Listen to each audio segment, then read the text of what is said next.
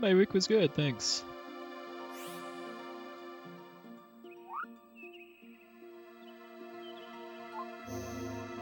Hey newbie, hey monocled unicorn, thanks for luck everybody.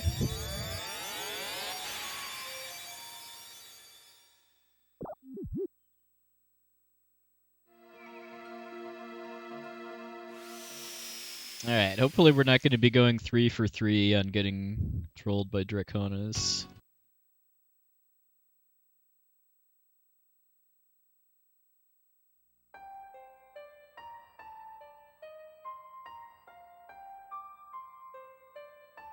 Do some save state practice right before this, so I'm gonna go for the non-Blamo strat, at least assuming he doesn't do a fast ST of his own.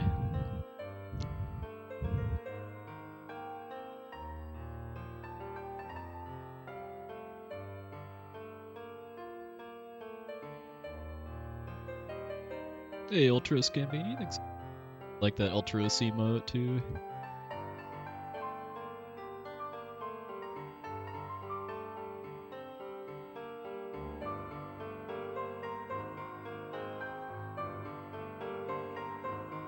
Hey, Lemur, thanks.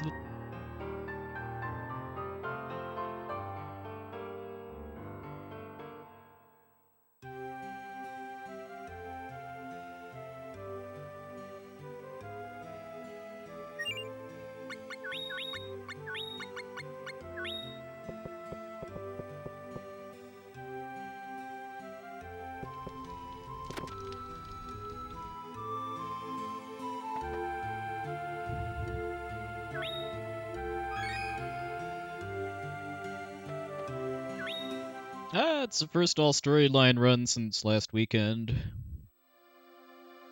Last weekend's run did not go very well at all, both the run itself and I had some tech problems. Which I think I can blame to a dull update on my computer happening in the middle of my stream.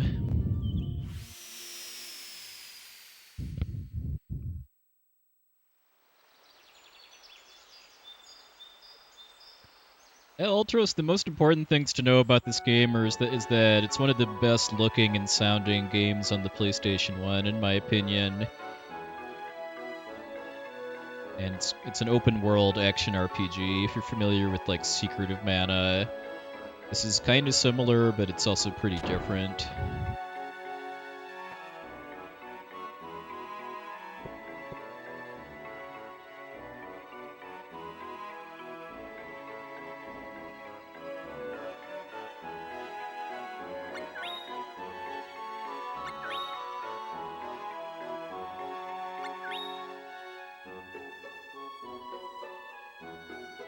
The soundtrack was done by Yoko Shimomura, who went on to become better known for the Kingdom Hearts series, but has done a lot of other. She did a lot of other Square RPGs around this time too, like Super Mario RPG, Parasite Eve, Live Alive.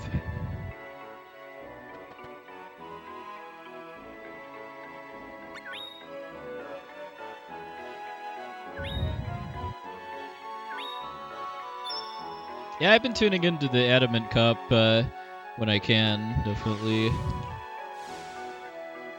I haven't been following it closely enough to like really be able to like sports style talk about who I think is going to win and stuff like that. But high level free enterprise races are always a lot of fun to watch.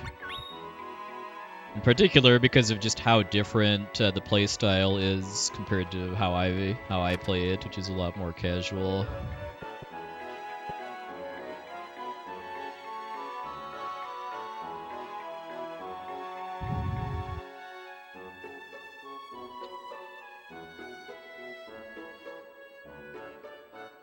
As far as why it doesn't feel like Secret of Mana, I mean, probably the biggest single reason is, again, that this is more of an open world style game as opposed to a more traditional kind of linear story driven RPG.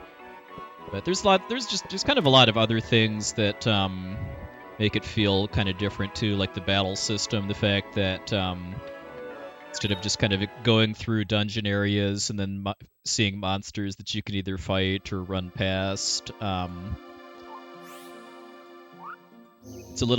it kind of feels a little more like a turn-based RPG almost, where there's trigger tiles for fights, and then for the most part those are unavoidable, and you can't run away from them either too. So the combat's kind of a little stiffer in that regard.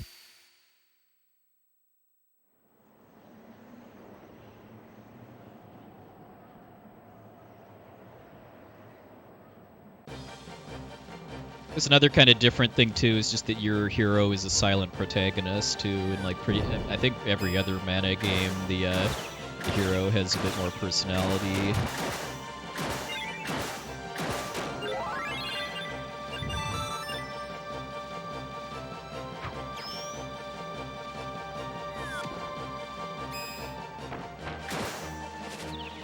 I kind of attribute that more to this being open world, that the hero doesn't have a personality because it represents you, the player.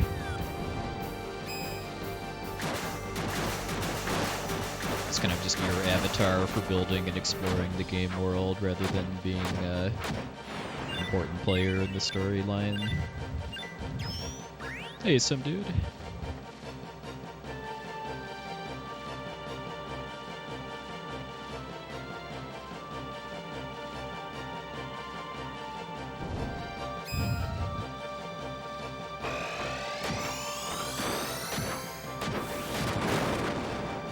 That was going to happen.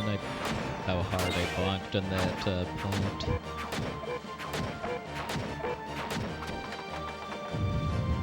Whatever the first enemy was.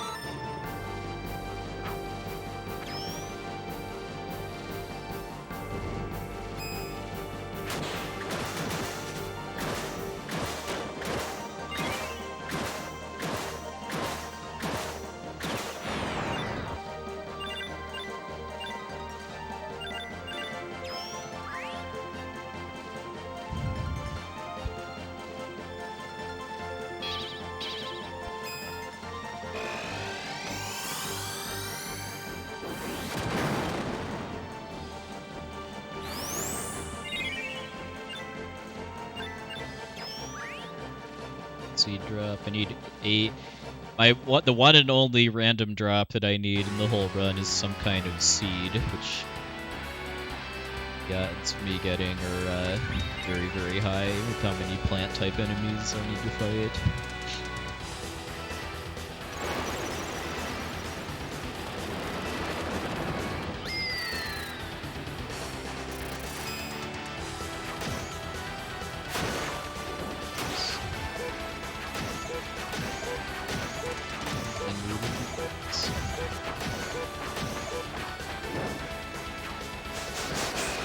Hey, Vince, thanks a lot.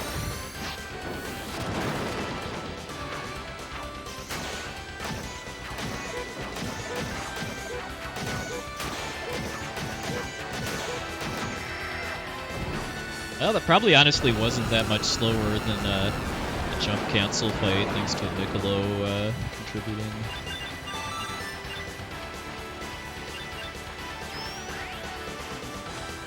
I'll save a bit of time on this cutscene too, because of Niccolo already being on the left side of the screen.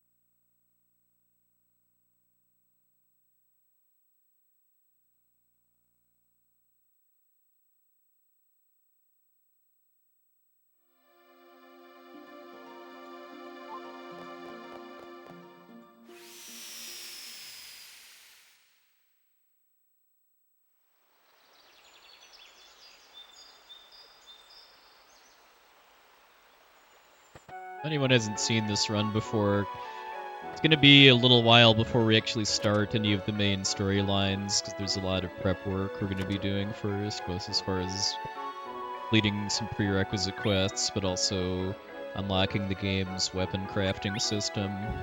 You can build a really overpowered hammer weapon.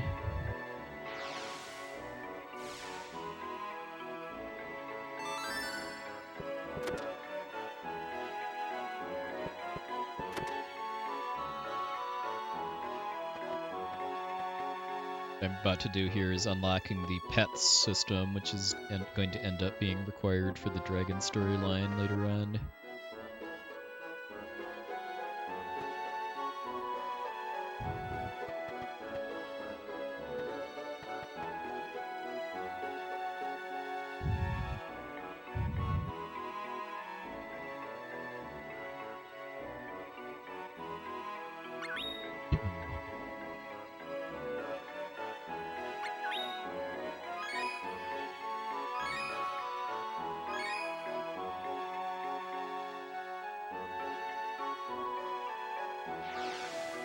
Oh, nice, some dude in the key replacement. Hey, that was really fast. My standards.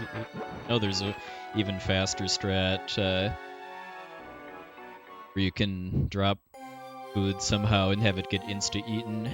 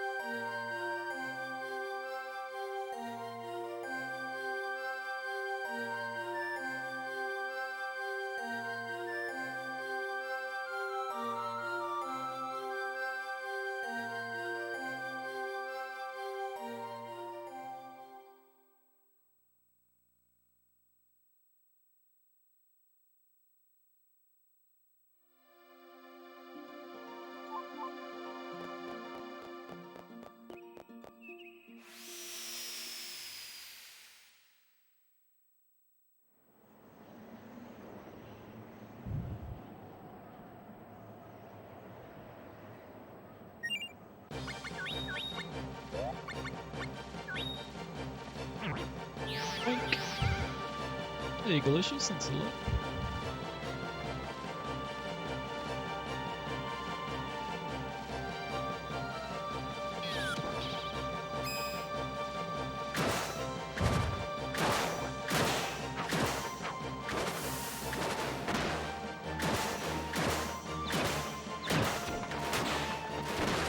I was hoping the Mana War or whatever would just inch a little bit to the left so I could hit it, but apparently that was too much to ask.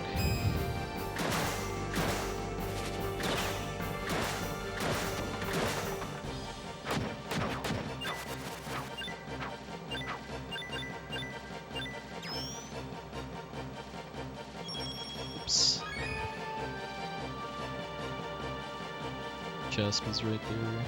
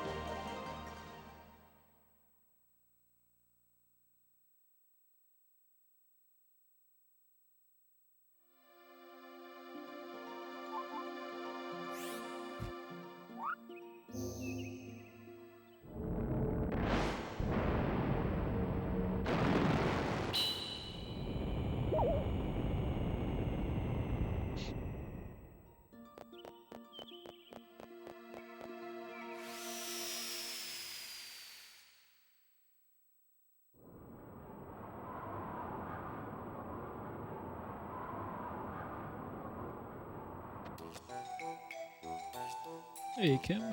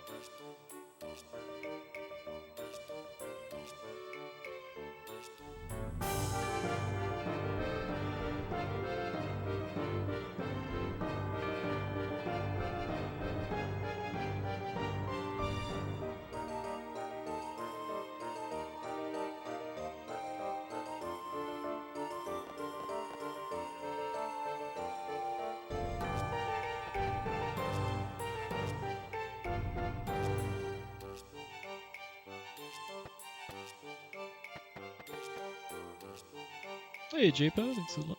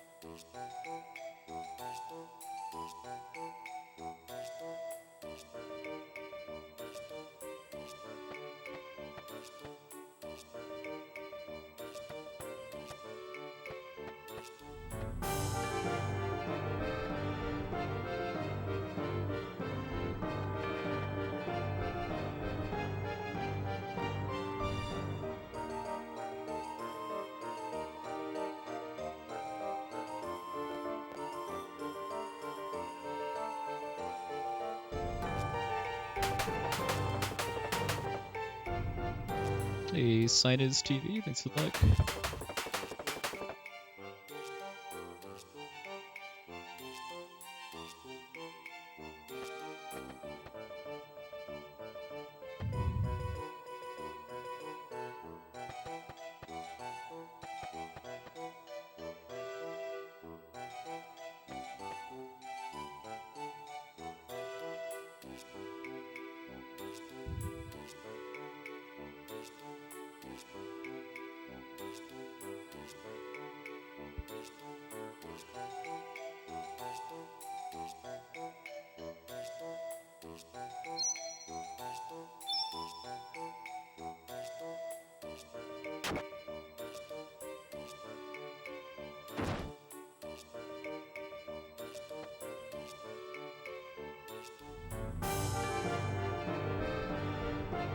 Yeah, unfortunately, text mashing is a single button.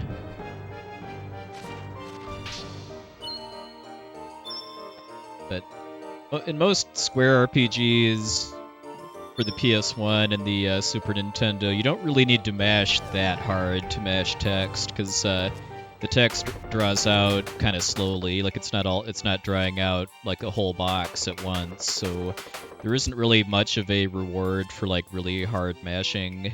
You just need to be prepared to hit the button once the text box finishes drawing out.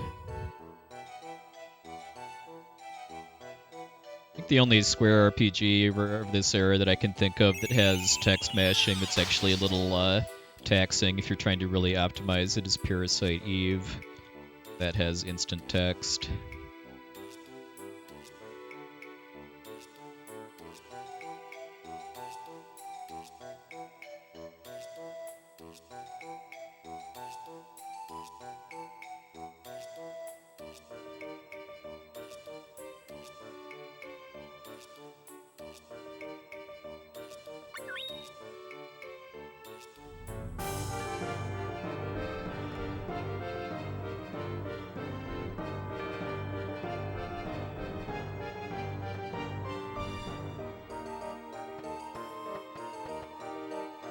Now we're gonna sell that ring we got from Dana a bit ago and buy some weapon forging ingredients.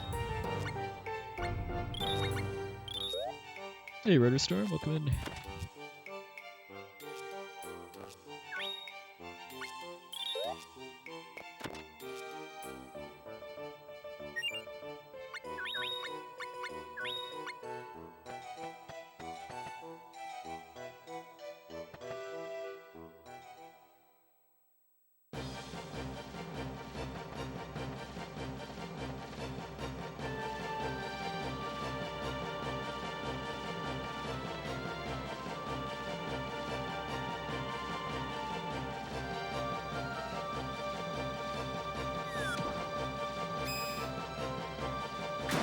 Oh, nice. What games are you running?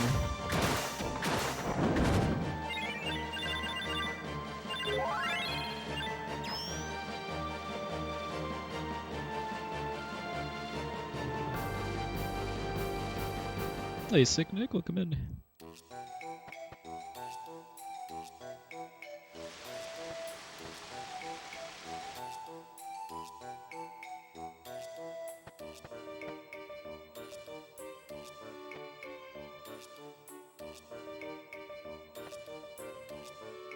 I've actually never heard of the first game. I am familiar with the King of Dragons, though I don't think I've played it myself yet. It's a beat-em-up game on the SNES. Hey, Narmaki. Thanks for the look.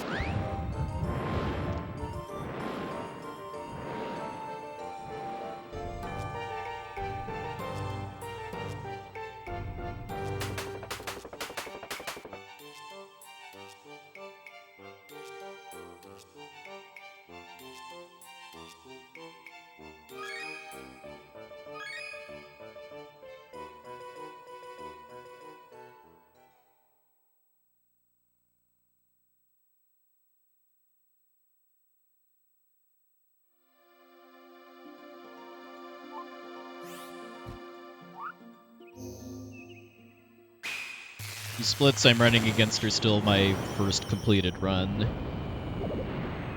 Just lots of time to be saved from minor optimizations.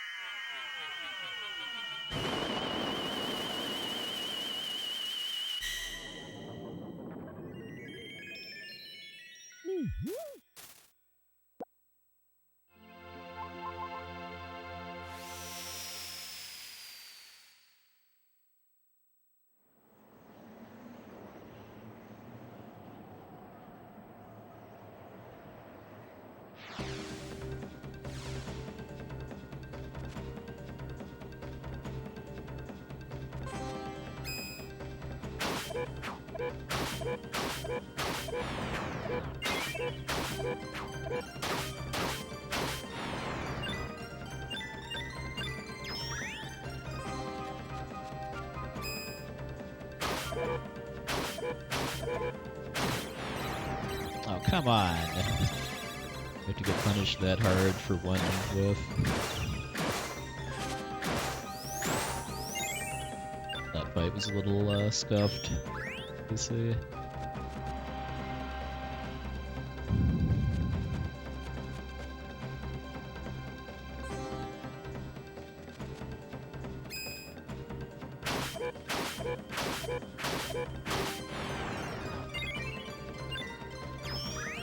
Good luck with the runs. Hopefully they go better than most runs at marathons that I've done early in the morning. I feel like, I mean, it's probably just a coincidence, but most of the runs that I've done for like GDQ or other events that have been like at 6 a.m. or something like that haven't gone too great.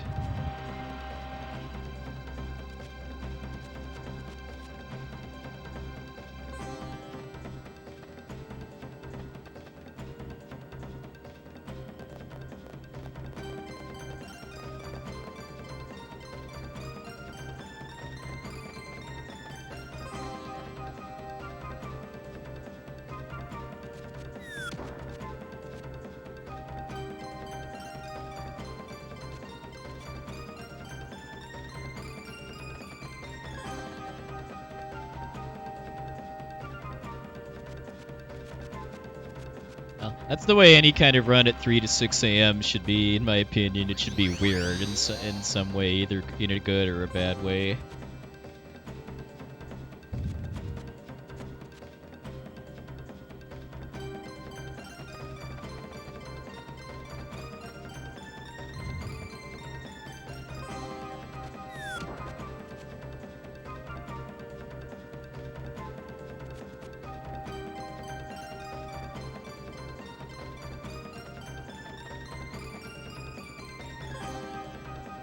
Hey, Cypher, yeah, it's going pretty good. Hope you are as well.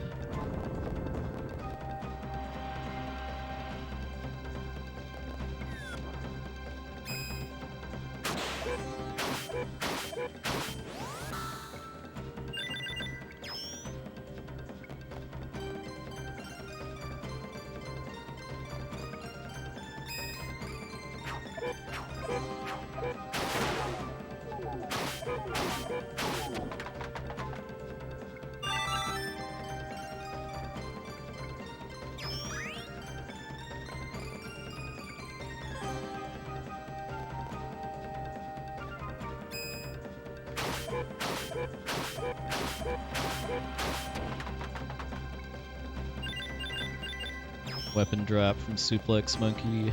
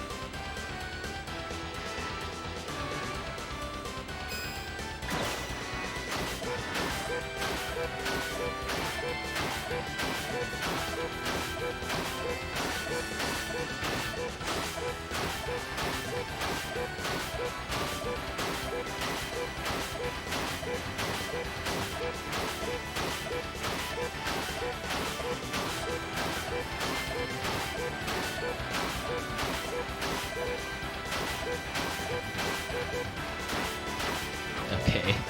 Dropped the combo twice near the end, but otherwise that was a really clean boss fight. I believe that's a little bit harder than the Faerie % version of that fight because of Count Ovula having more health. Land level here is a little higher.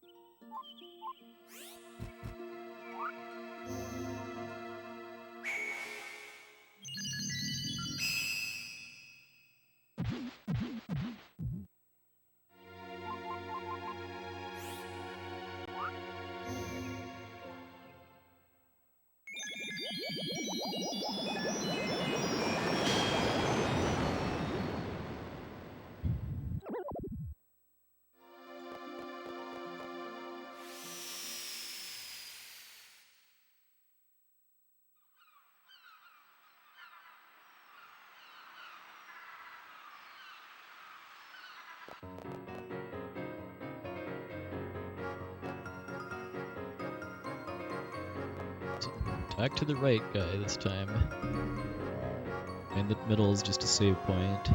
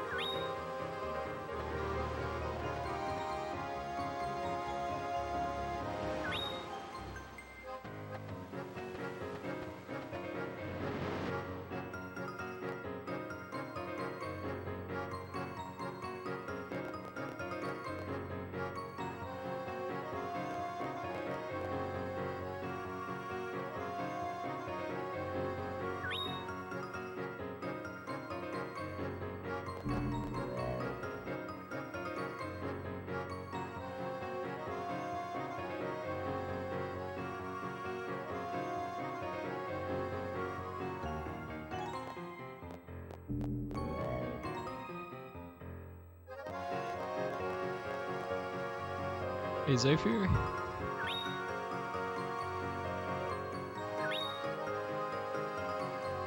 Asking the same question 3 times because you just have to ask Boyd 3 questions to hit the story trigger.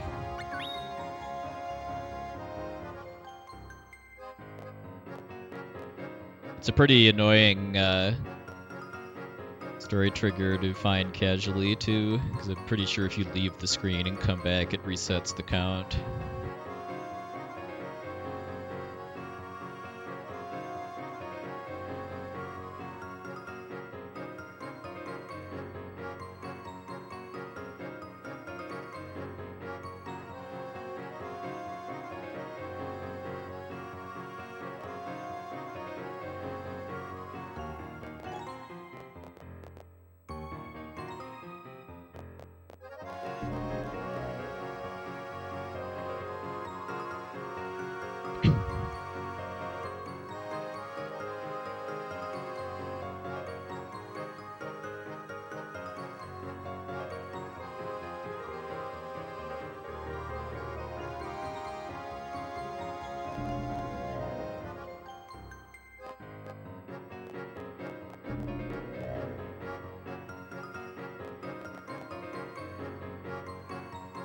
And the rest of this quest is just text mashing.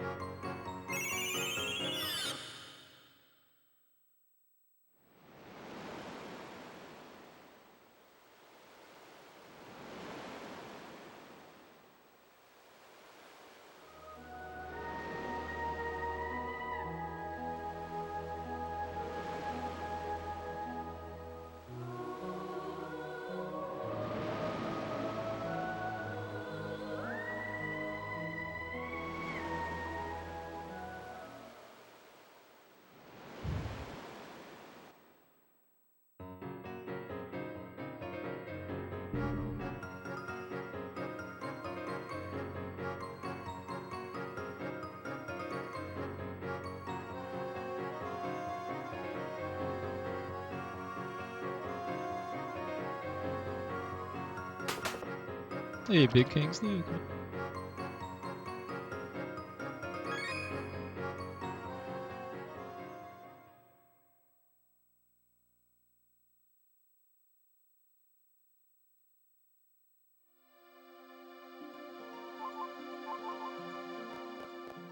Hey, Shentak, evening, sir.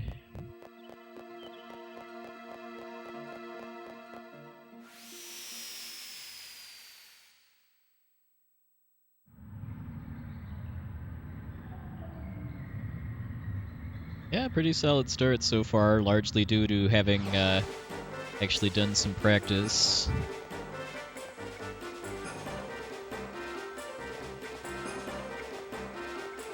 Now that I'm not quite as distracted by the Chrono Cross remaster, I still haven't gotten all the New Game Plus endings and stuff, but I got the normal ending yesterday.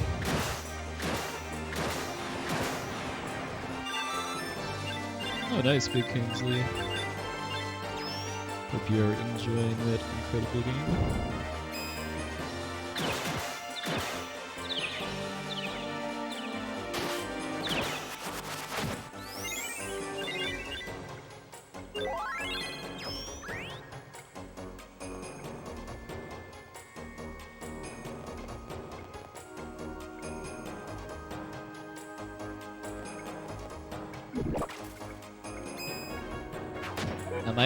My main advice is always to do not play Chrono Cross expecting Chrono Trigger 2. I think it's a fine game and a classic of the Square PS1 era, but I do not think it's a great sequel to Chrono Trigger, just because it's just a very, very different kind of a game in a lot of ways, both story and gameplay-wise.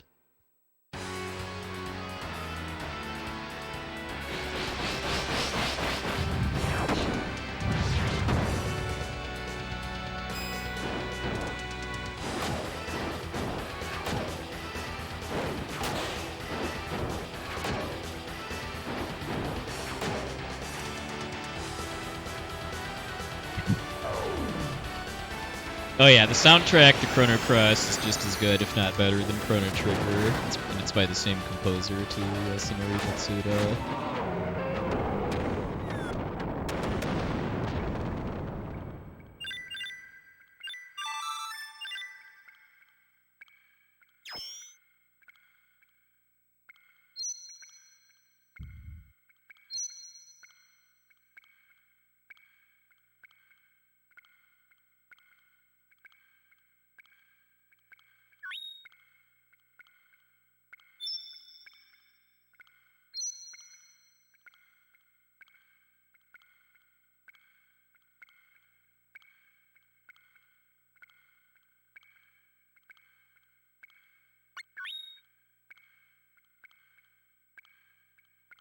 Yeah.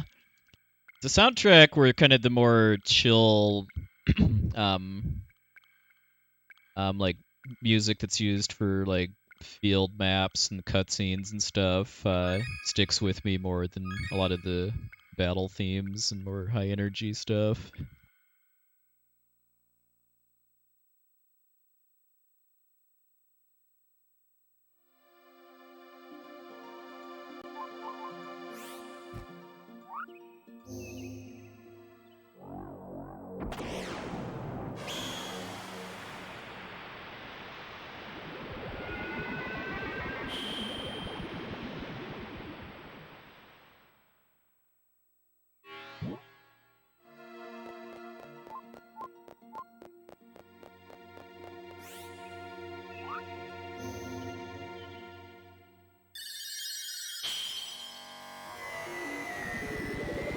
It's definitely a shame though that the remaster didn't get the same kind of tender love and care as like this game's remaster and Saga Frontiers got.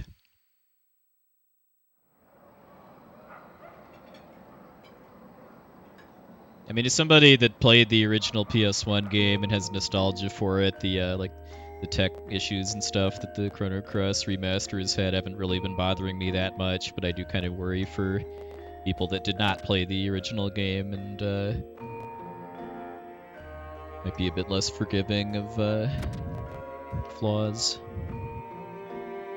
Yeah, Scars of Time is amazing. Although the second intro theme, which is called I think Time of the Dream Watch, I think is one of the most underrated parts of the soundtrack because it gets overshadowed really heavily by Scars of Time. But I love that second theme too,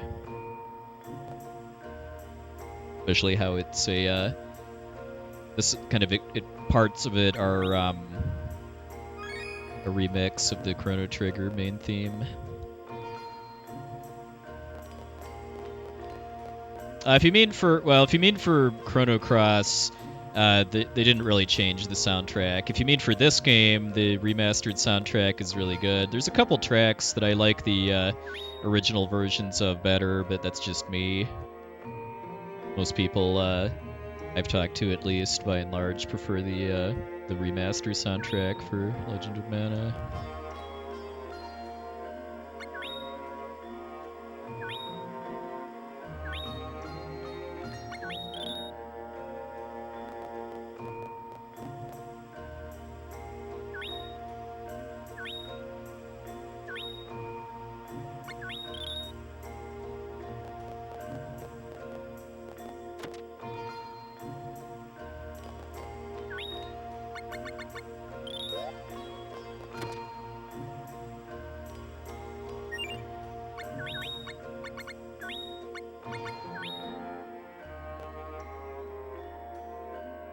Yeah, I never had an N64 as a kid. I got a PlayStation instead because of Square Enix and Capcom going to Sony instead of sticking with Nintendo.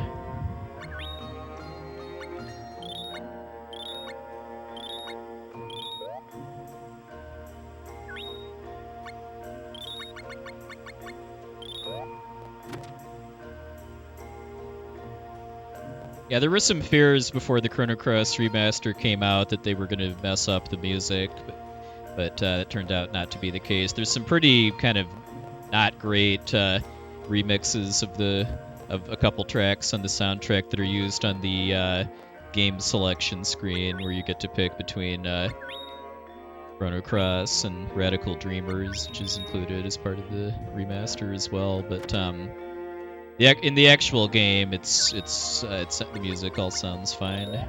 It's just slightly cleaned up versions of the original music.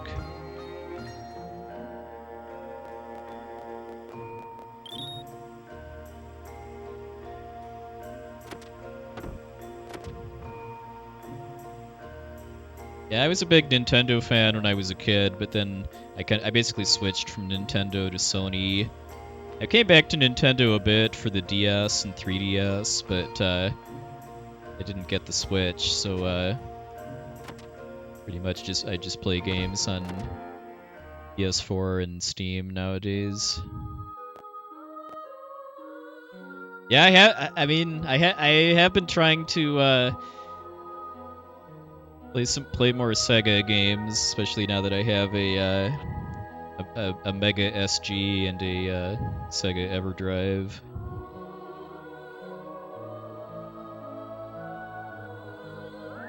I finally played Phantasy Star 4 and Shining Force 2. Although that was a while ago, though.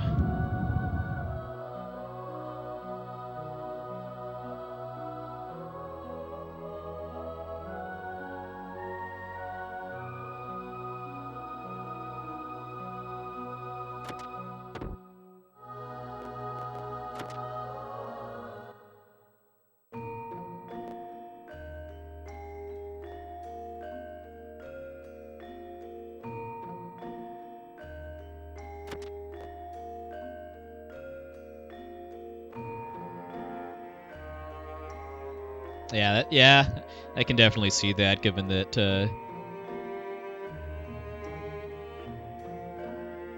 companies like Konami, I know, kind of were pretty eager to get away from Nintendo's standards as far as content standards. And you got like Resident Evil games, although those were Capcom, I believe.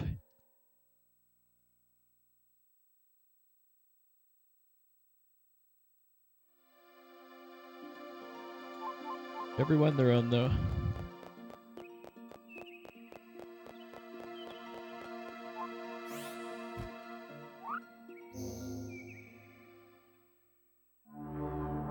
Yes, Grand Stream Saga, the oft-forgotten Final Quintet game. Oh yeah, I forgot about that little aspect too. Yeah, that I'm sure the profit margin on PlayStation games was higher than N64 games because of just being able to mass produce CDs a lot more easily than cartridges.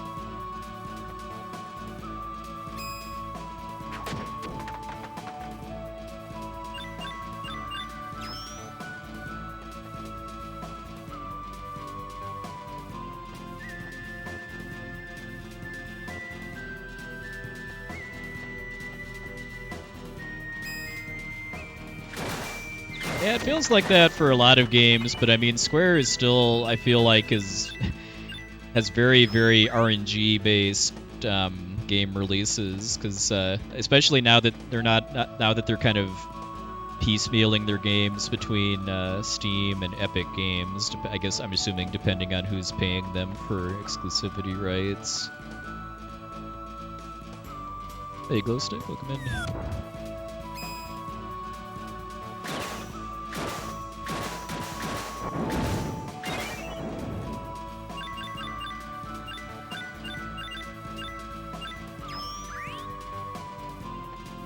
Yeah, because Square didn't really do a lot of games on like the GameCube or the Wii, but they did a ton on like the Game Boy Advance and DS and 3DS.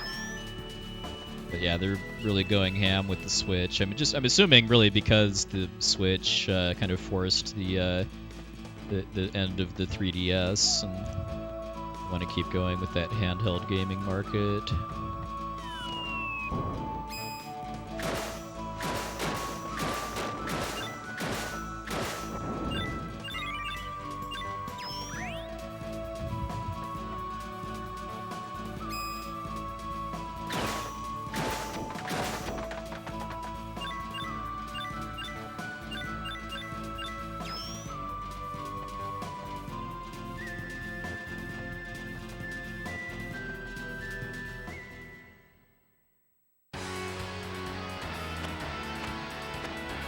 Now for a pretty random and annoying boss, which I find a bit harder in this category than in Faerie storyline, mostly because I have a hammer instead of a sword. I got a good opener pattern at least.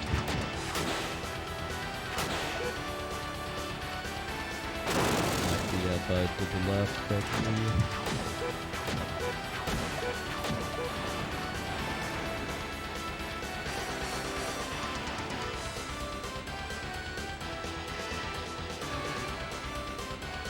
To wait forever for the next head to spawn too.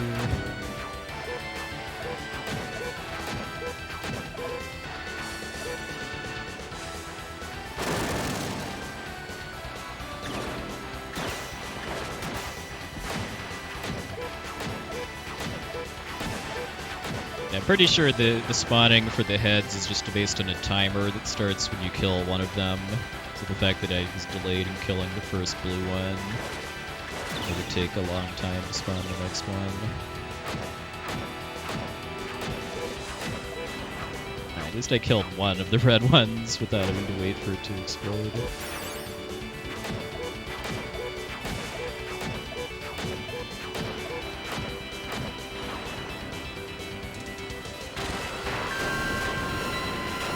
Oh, come on, Faerie, we're just killing random subterranean carnivorous plants. Like any good citizen should do. Also, good morning, sir.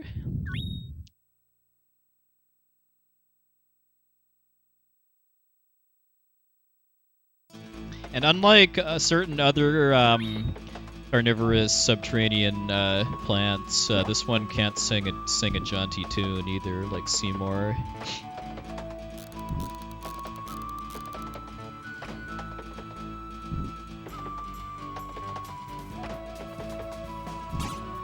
I'm losing a lot of time here. TV, I think, had a pretty good boss fight.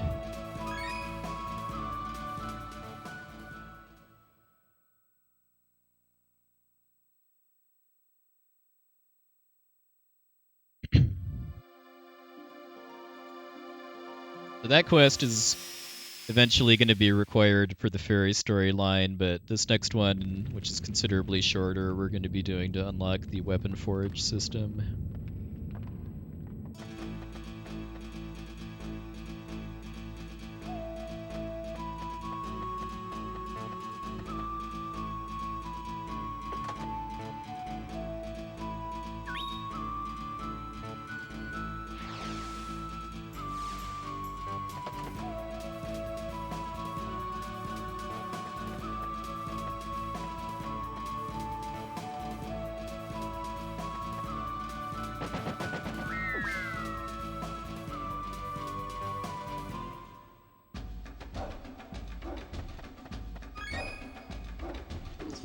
That dog moves to the left instead of anywhere else.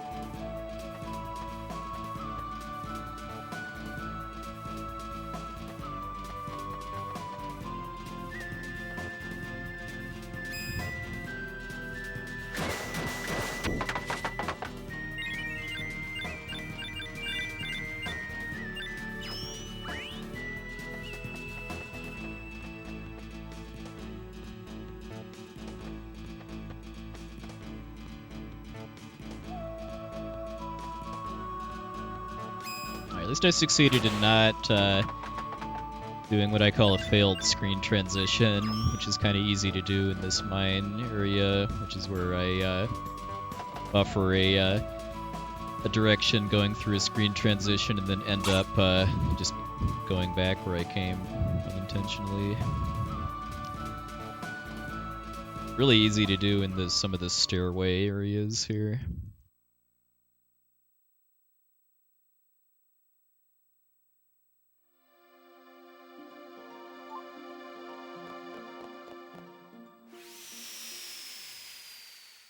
Now it's time to be force-fed a bunch of tutorials about weapon foraging, and then it's time to craft our killer croquet mallet, which will be our weapon for the rest of the run. Hey, Canny the Bunny, thank you, thank you. Quick pit stop here to pick up our pet rabbite that we'll need for future quest.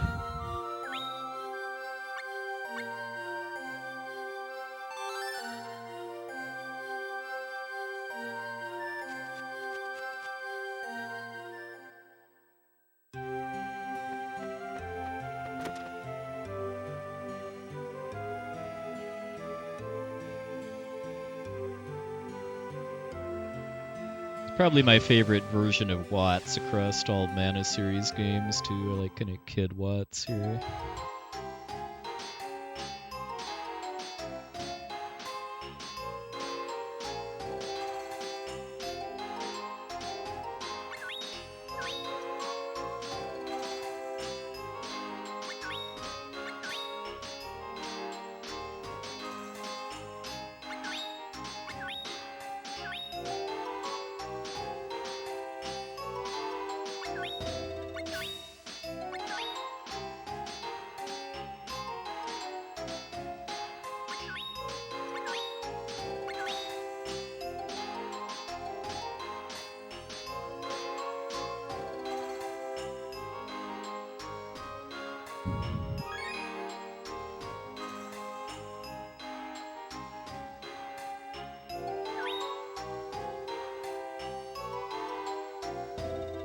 Split is after leaving with the hammer.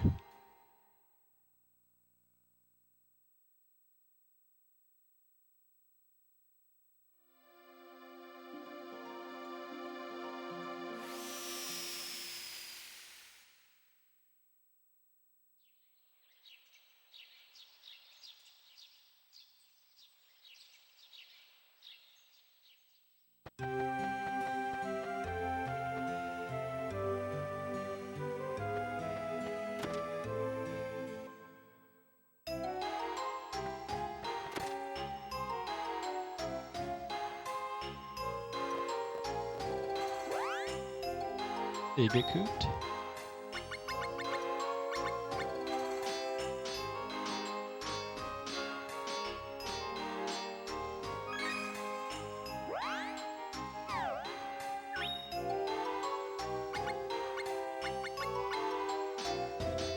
Extra weapon drops, that means more inputs during these menus.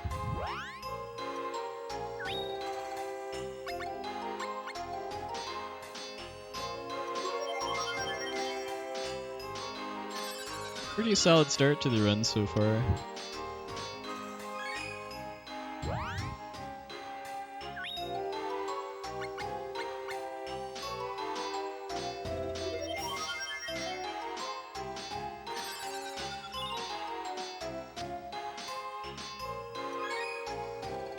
I'll be coming back to do a tune-up on the hammer in a bit, but this is the longest forging segment, yeah.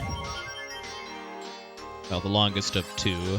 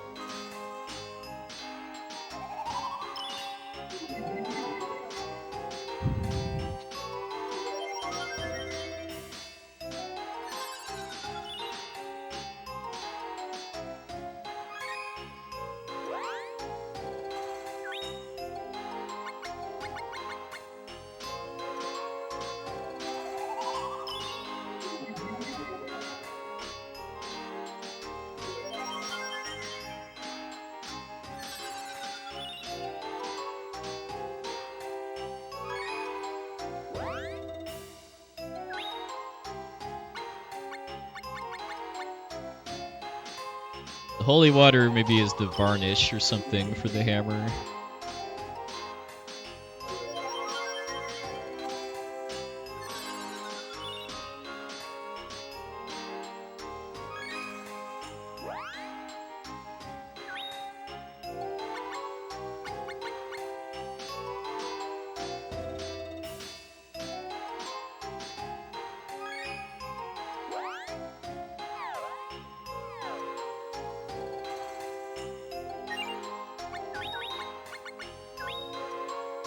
Go from 30 power to 161 power. When we come back to do the tune-up, it's going to be 188.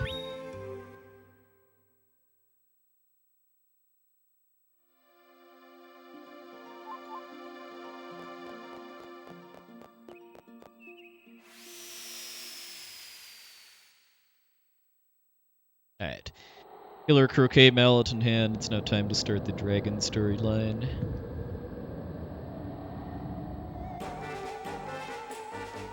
Yeah, I really don't honestly understand the weapon forging system that well. The main thing I do understand is that each piece of equipment has has hidden slots in it that you can put certain types of like multipliers and bonuses and like, mana properties.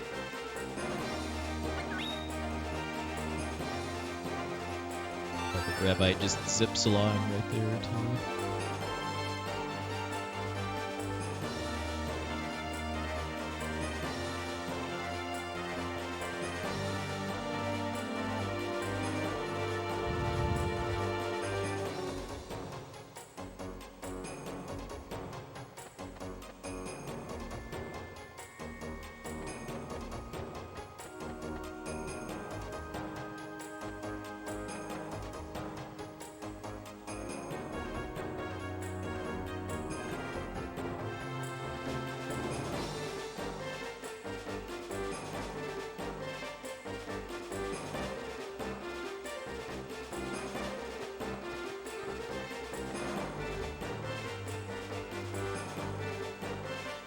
Screen.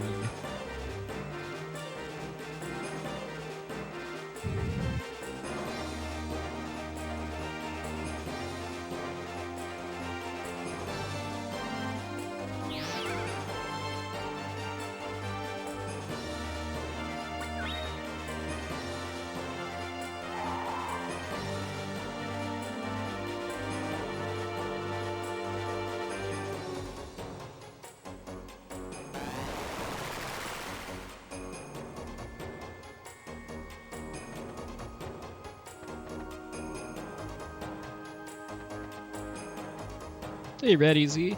Yeah, I'd say this is a fun, casual game. The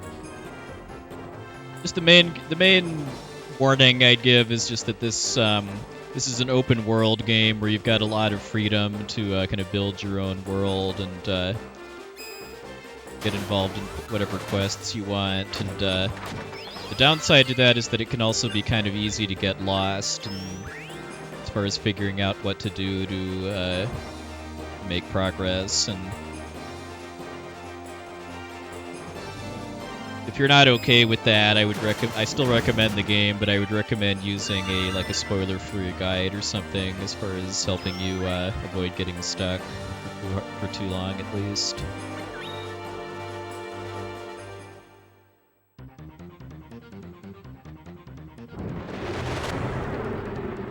Yeah, it's a really gorgeous looking and sounding game. And there's a lot of fun with just kind of the world building and exploration angles.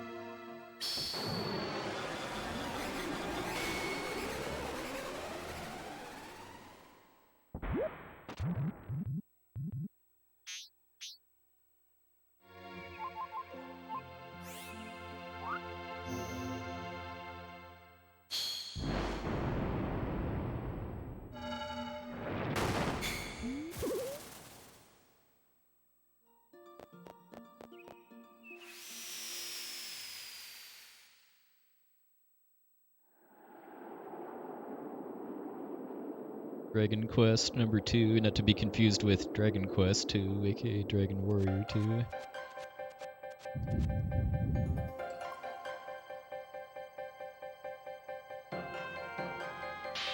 One has the most one of the most RNG heavy bosses in the whole game. Fortunately, that's less of a problem in this category than in Dragon's single story, but Aggravator can still be a pretty big troll. He decides to just nope out of being susceptible to damage at all.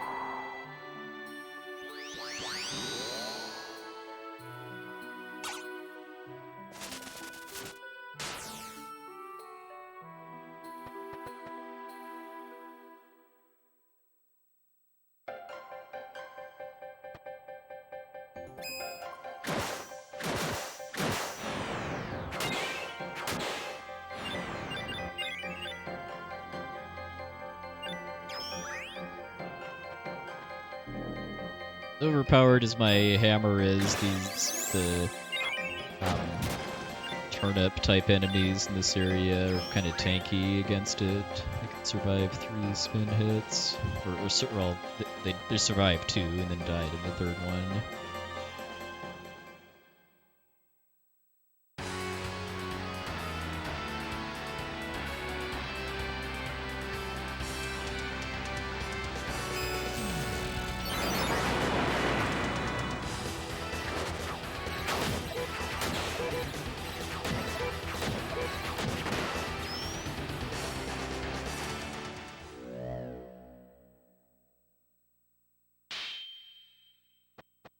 The thing I do like about this all storylines run is getting to hear pretty much the complete soundtrack to the game, but unfortunate thing is that you don't really get to hear the boss themes very often, because once we forge the Killer Croquet Mallet, the bosses die very, very fast.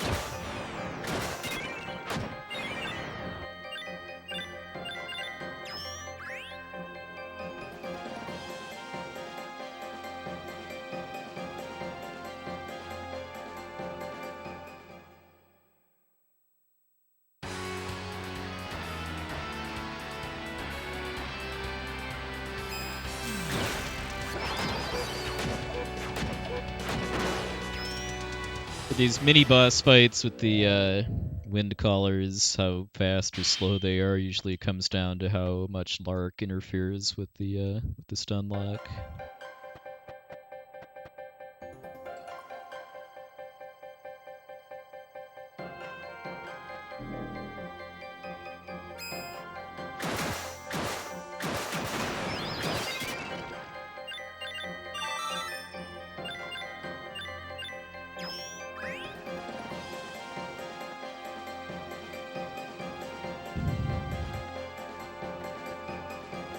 Hey, Alpha Martian. Alright, hope you are as well.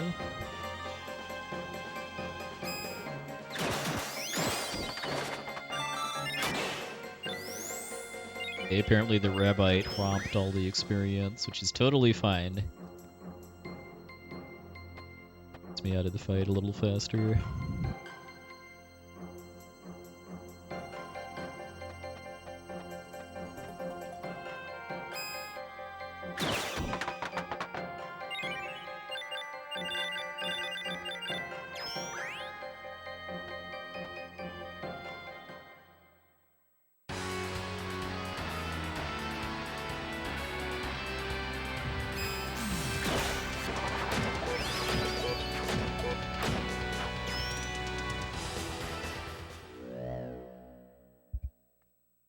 Hey, Senor Cuneo. Thanks for the luck.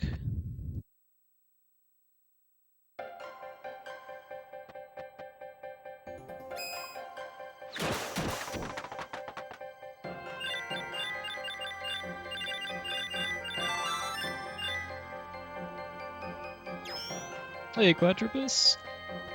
The past couple, not too great. I'm still running against splits from my first completed run because last couple have had some kind of blow up, but this one's got a pretty good start so far.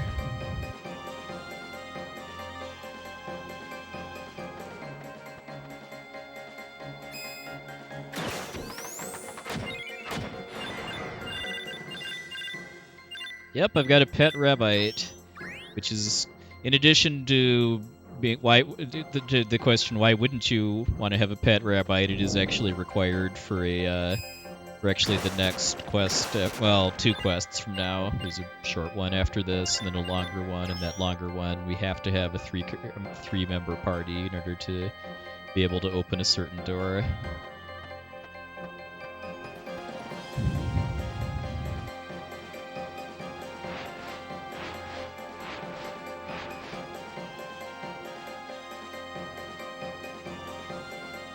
I'm really OP because I used the game's weapon forging system to build a really strong hammer. If you know what you're doing with the weapon forging system, which I honestly don't, but other people do, and routed out a really powerful hammer build for the speedrun, you're able to. I mean, I know it's possible to build a weapon that can one-shot the final boss even on max difficulty. I mean that's massive. That would be massive overkill for a speed run, but I know just for like casual and challenge plays, I know it's been done.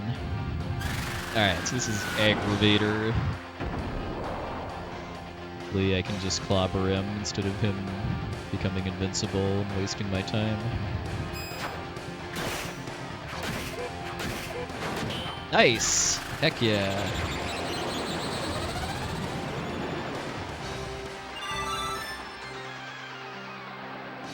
The first really good aggravator I've gotten in the run, I think, actually.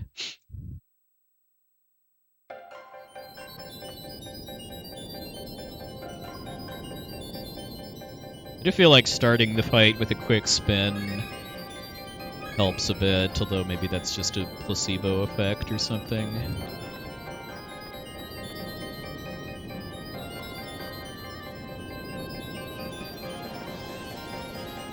Oh yeah, yeah. I think the splits I'm up against had some bad times with Aggravator, although it's been about a month now, so I don't really remember a lot of the specifics.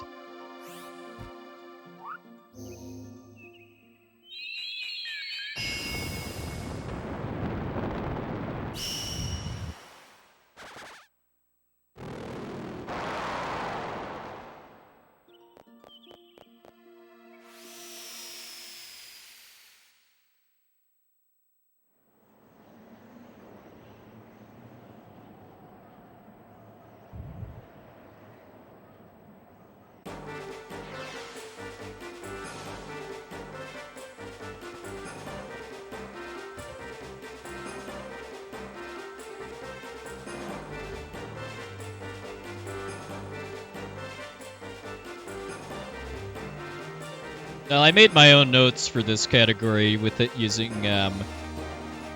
just a list that the RPG chick sent me of what order to do the events in, and then I fleshed it out from there.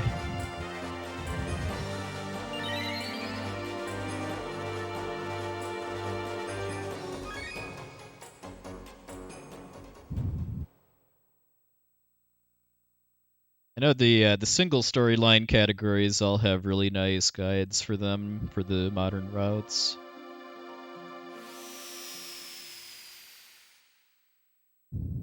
Oh, nice. Which category or categories do you want to derust?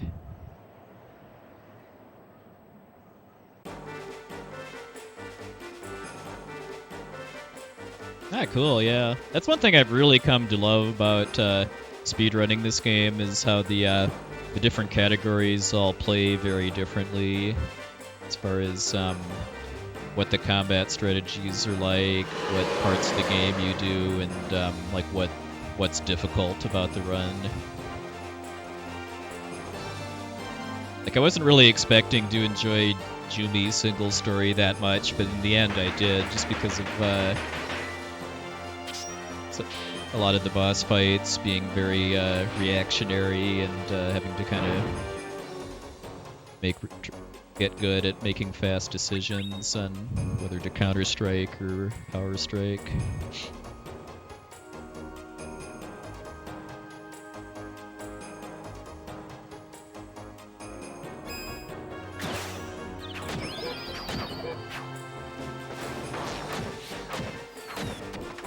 Yeah, I mean, it's very, very unfortunate that there's Lucky Clover and I think Alexandrite, I think, is the other one that's just pure start running around and text mashing with no real action. I mean, yeah, it's why I'm glad that I learned the run and got an okay time, but I'm also glad that it wasn't my first category.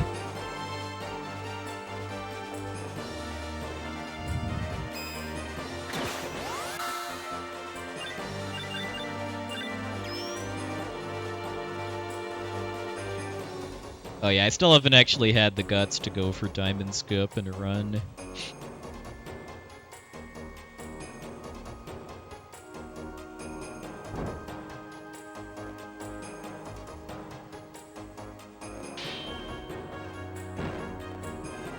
Yeah, but getting a Diamond Skip in a Jumi single story run would be pretty nice.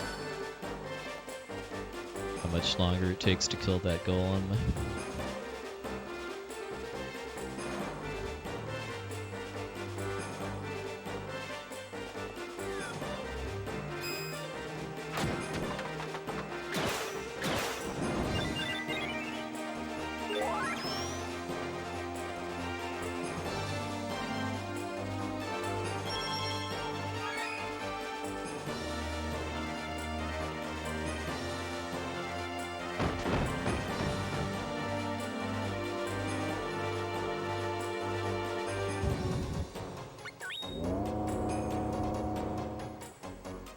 Yeah, because of the loading times, yeah.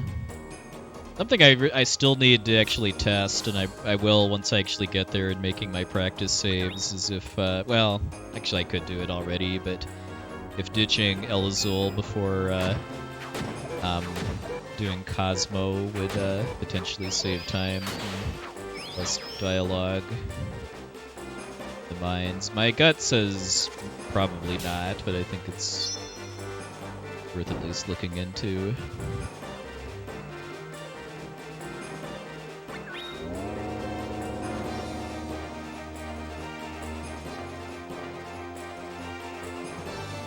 Yeah, not too much.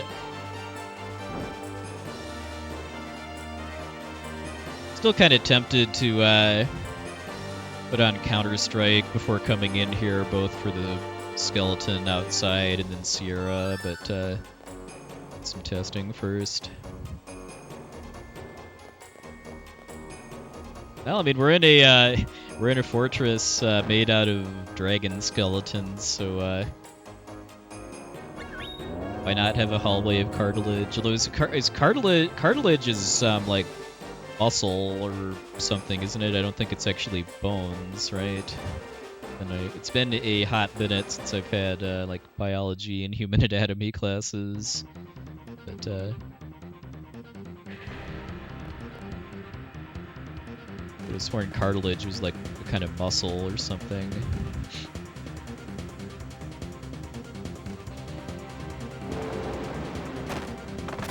Okay, connective tissue. Gotcha. So in other words, not something that would be particularly good material for building a hallway out of.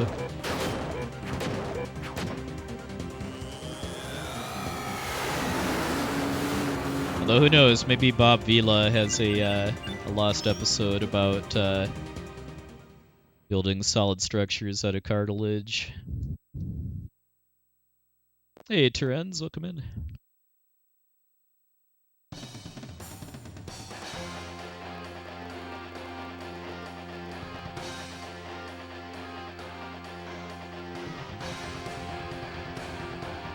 Oh yeah, I guess that is true. I mean, if it's connectivity tissue between bones, then maybe you need you need cartilage in order to connect the giant hollowed-out bones that each part of this fortress is made out of.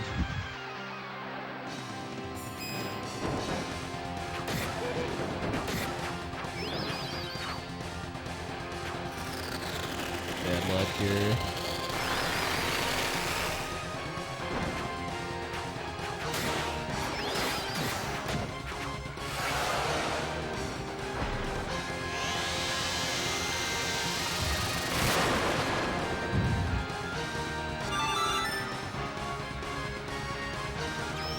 I mean, I have always been a fan of kind of unconventional names for dungeon areas and RPGs.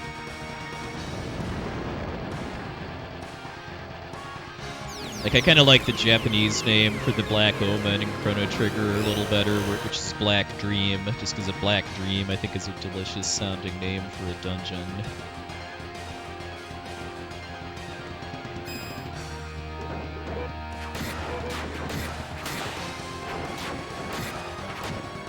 Okay, was waiting for the last minute special attack there. Leucemia, which is the final dungeon for the Faerie storyline that we're about 2.5 hours away from going to, has some really cool names for the screens too. Like Avenue of Deterioration is one of them.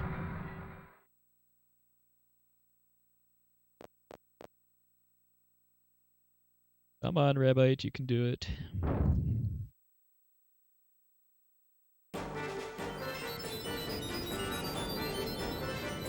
Kuroi Yume, it sounds about right as far as the Japanese name.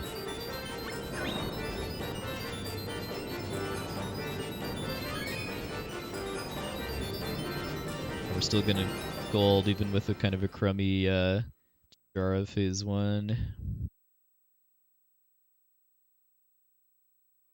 Almost like I haven't really done a ton of runs of this category. Before moving on, we're going to drop off the Rabbite, because having a pet can slow down certain cutscenes in bad ways. And then we're also going to give our Killer Croquet Mallet a tune-up.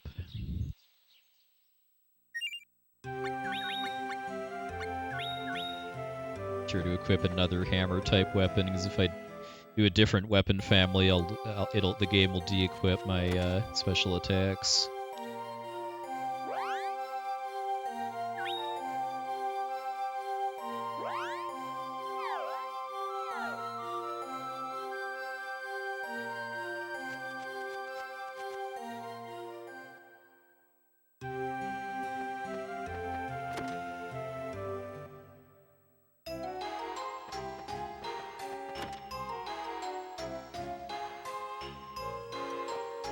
Now, I can certainly see that in real life, especially if you run longer games like this. So if you live by yourself and have pets, how that can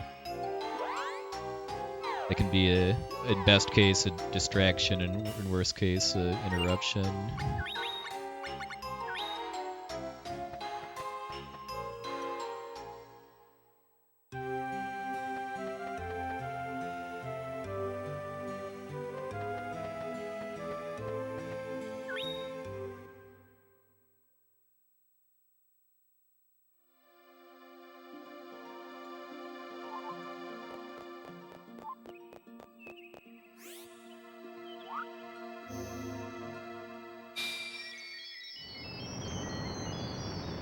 Hey, Transquino, you mean the orchard tree? Well, I think there's a few categories that go there. Like, actually, this category, all storylines, if you're playing it on the HD remaster with the no encounters option, I think the route goes to the orchard.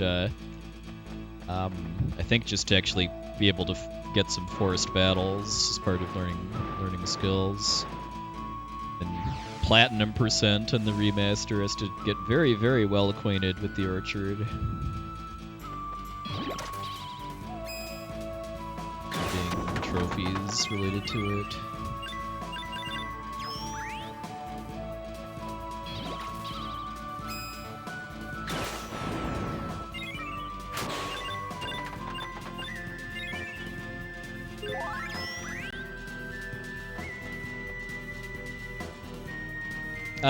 It slows down cutscenes. So there's a handful of cutscenes in the game where if you have a pet, you have when your characters move into position for the cutscene to start, your pet will move very, very, very slowly. Waste like 5 to 10 seconds or more. There's enough of those that it is worth it to ditch the pet once you don't need it anymore, in this category at least. In Dragon's single story, it's not, because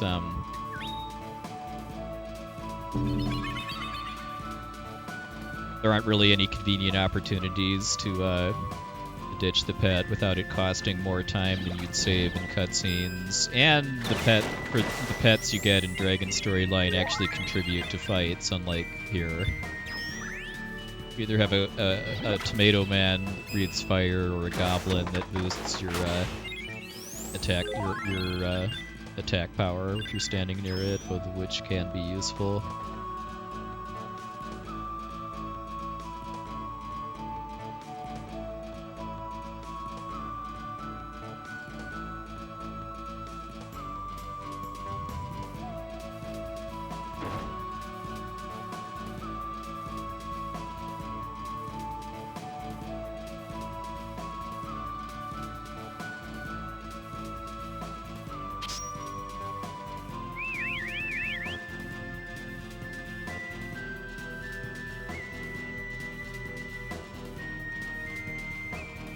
So this quest is actually part of the. It's eventually going to be a prerequisite for the Faerie storyline, but it ends up being a bit more efficient to do it now. Both because we're in the area and it saves us having to do some extra overworld movement later.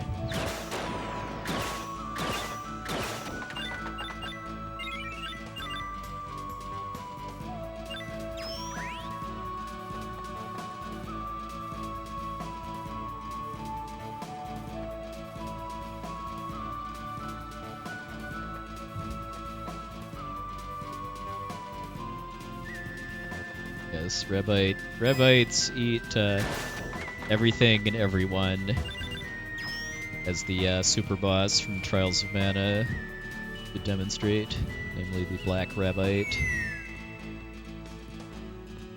I remember the FAQ I remember reading like 20 plus years ago, where I first found out about the Black Rabite, likened it to the Killer Rabbit from Monty Python and the Holy Grail, and I've never forgotten that comparison, and I think it's dead on.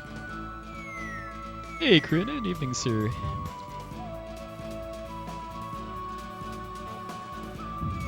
Hope the CV4 low percent's been going well lately.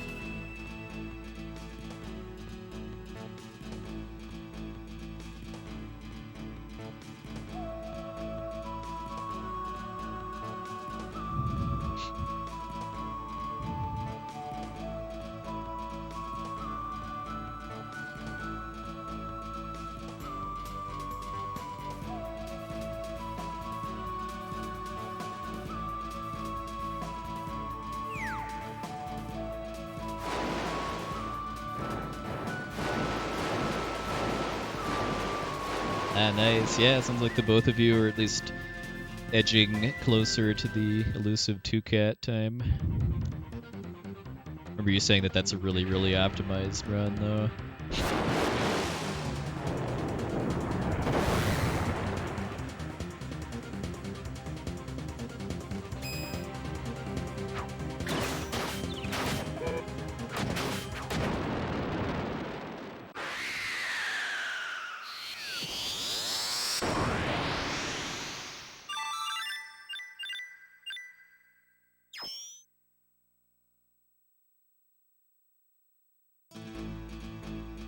like to call that the fake Parasite Eve boss theme because it sounds a lot like the Parasite Eve boss theme and was written by the same composer.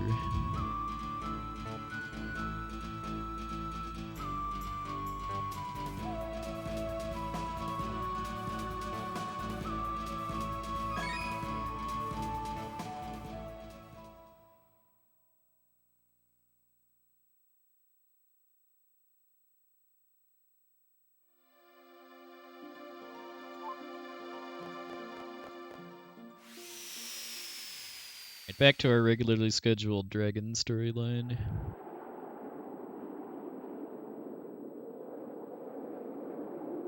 Which we're doing first for a couple of reasons. We kind of already talked about the rabbite and how we want to get rid of it as soon as we're done. That's one reason. Another reason is being able to get the giant's horn, the bone fortress, as part of evolving the killer croquet mallet to its final form. And then just because of some kind of complex mechanics that govern what enemy stats are, doing Dragon first makes the stats for the enemies and the Flames, which is the final Dragon storyline dungeon, as low as possible.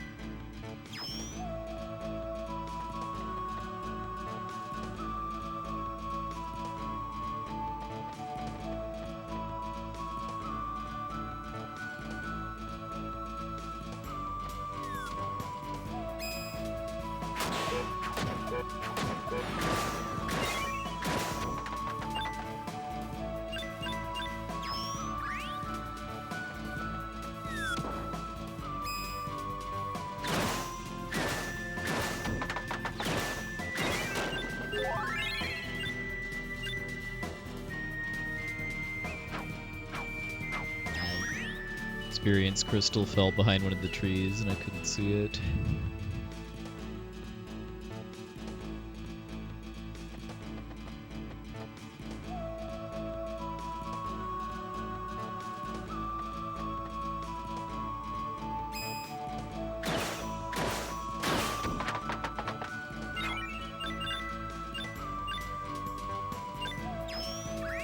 That time.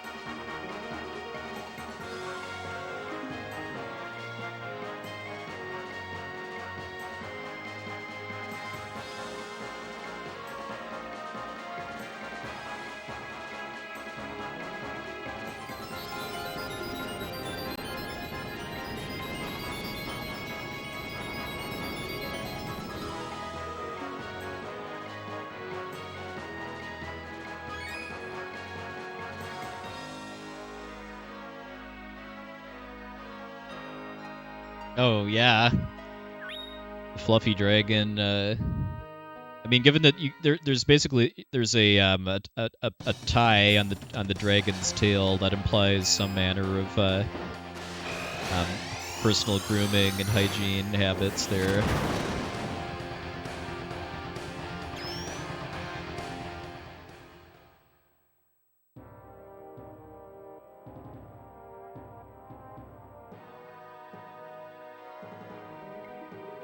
I think there's no way that those kind of tassels on her chin are don't require some extensive maintenance too.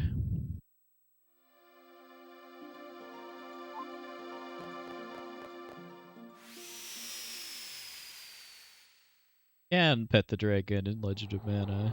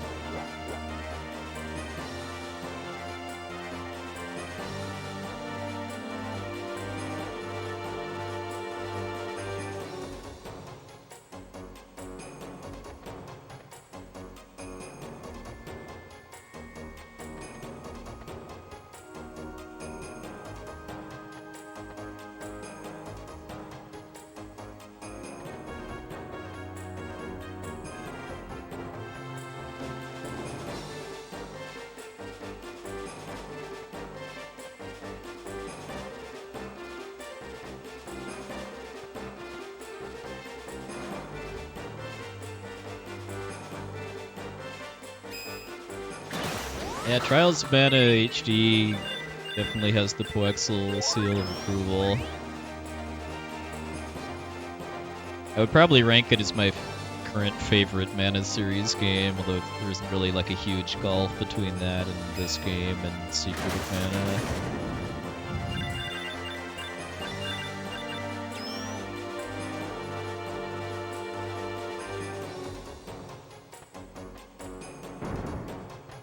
Oh yeah, yeah. The HD remake improves on Seiken Densetsu 3 in pretty much every way, in my opinion.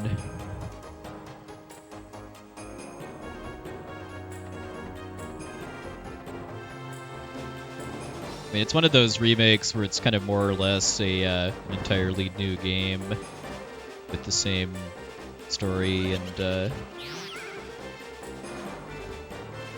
kind of general flow as the original game.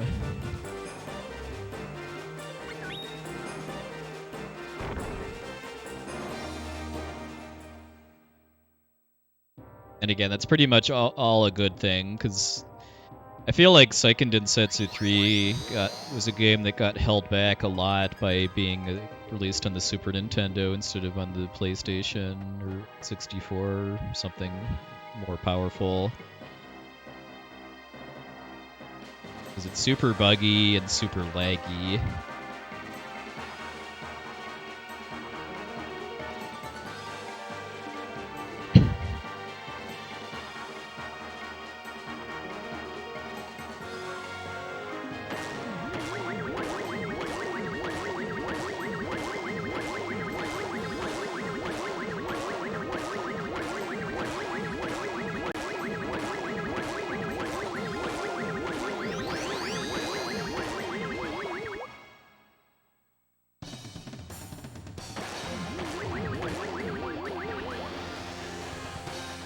If you need more incentive to play it too, the grand prize if you beat the game on No Future mode, which is max difficulty, is you get Rabbite Slippers, which both have an amazing sound effect when you walk in them and also avoid all encounters, basically, by causing enemies to never aggro against you.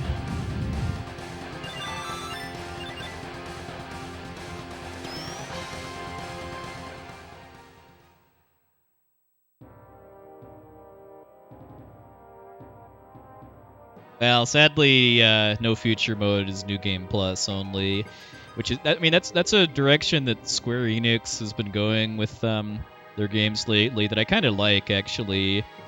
I kind of like how they're kind of using difficulty options in order to create elaborate post-game content. Kind of like, okay, you beat the game, now let's see you beat the game with all of these extra kind of difficulties and restrictions piled on.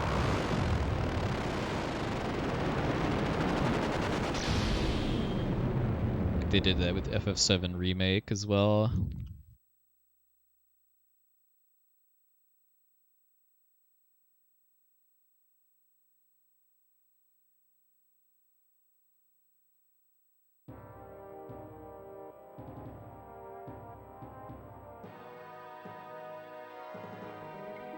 Yeah, I haven't played Stranger of Paradise yet. Probably will eventually.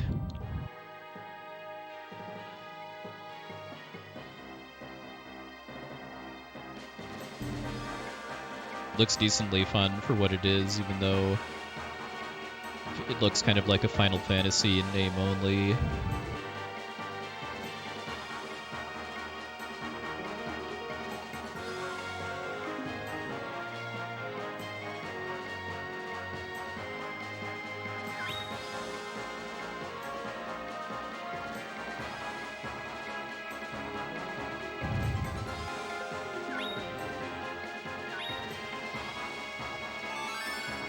Plus all the juicy memes, like I'm here to kill chaos and chew bubblegum, and I'm all out of bubblegum.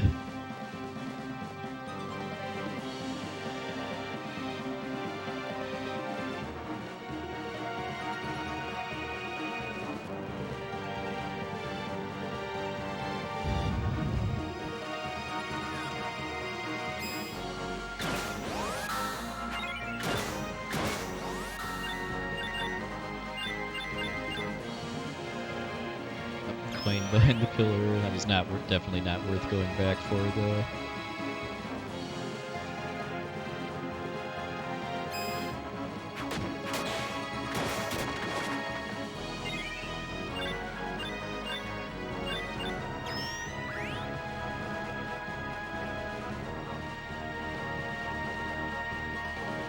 Yeah, like all of the throwbacks to like Final Fantasy 1 through 15 looked a little strange too. It looked cool, but also just strange, more above all.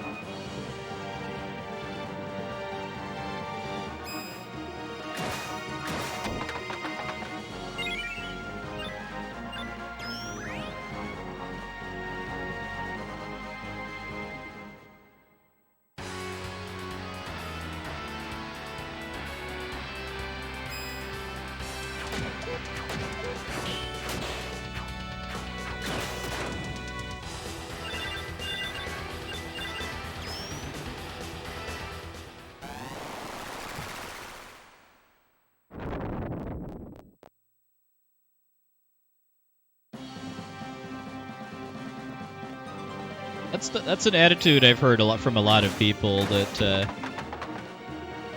they went in expecting kind of a bad game with funny memes about chaos, but ended up liking it.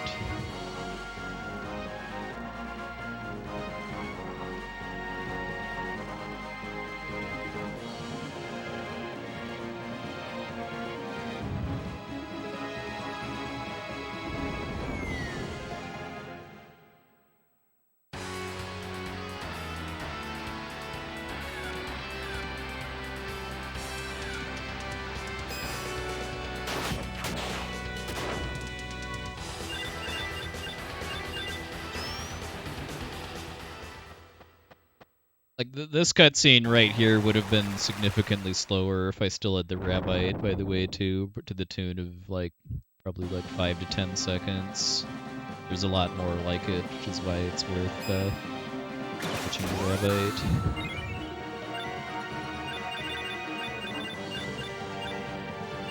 It does make for some interesting routing in Dragon's single story, where you keep the pet for the whole run, just because there's some places where you can do movement techniques in order to force the pet to catch up to you. I did one of them in this category right before the fight with Jijara in the Bone Fortress. You kind of wiggle around at a certain point on the screen. You can get the Rabbite to catch up to you at run speed instead of slow walk speed.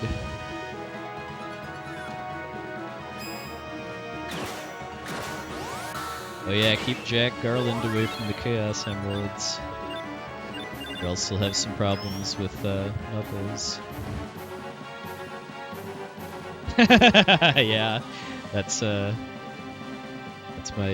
abandoned rabbite chomping at the bit to get back at the action.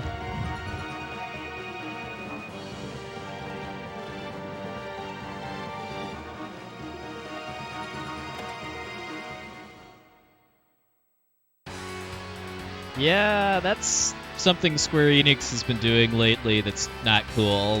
Like their final trailers for a lot of their games lately have been full of spoilers. Like I know the one for the last trailer for Kingdom Hearts 3 was like that. Good luck. Good luck with acquisition of tasty yummies, Faerie.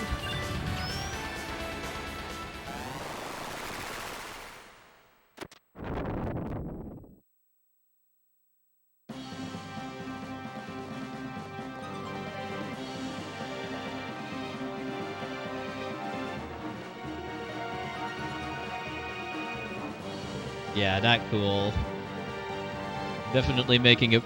I've started making a point of being careful about watching trailers for Square Enix games after they've been doing lately.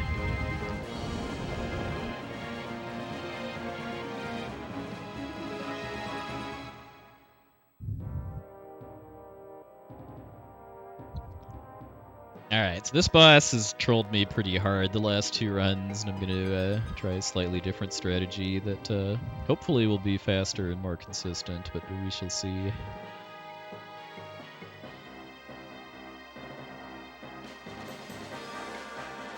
Chaos is all you needed to hear. Chaos, chaos, chaos, chaos, chaos.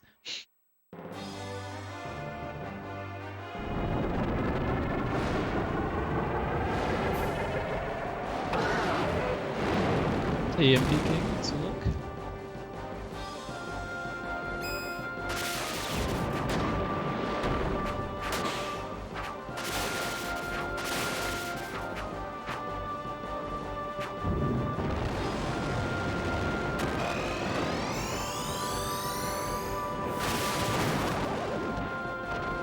Alright, well that didn't go according to plan, but it wasn't a blow up at least. Still need to practice that that non-blammo strategy though.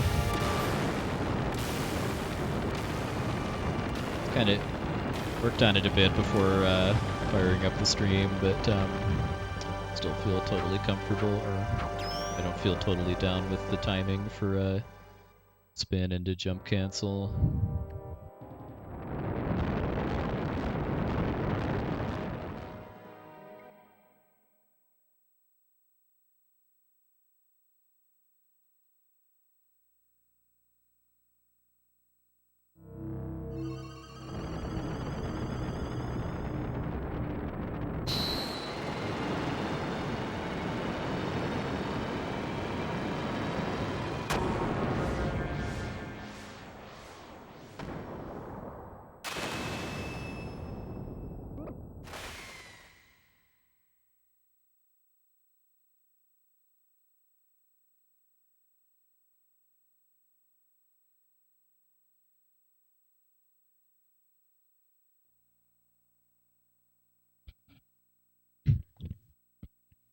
So after finishing one of the main storylines, we get a set of cutscenes with auto-advancing text, which usually works as a nice breakpoint, but for whatever reason, there's some bugs in this cutscene in the PS1 version where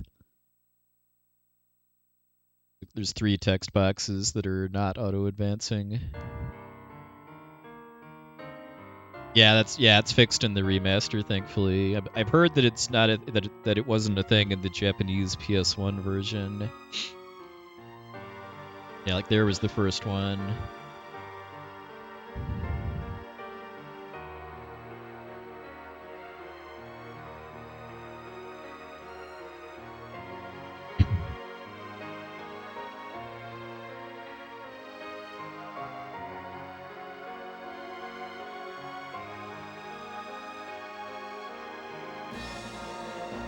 Or I guess that wasn't the. I guess that was the second or third one. Actually, I'm usually not even paying that much attention.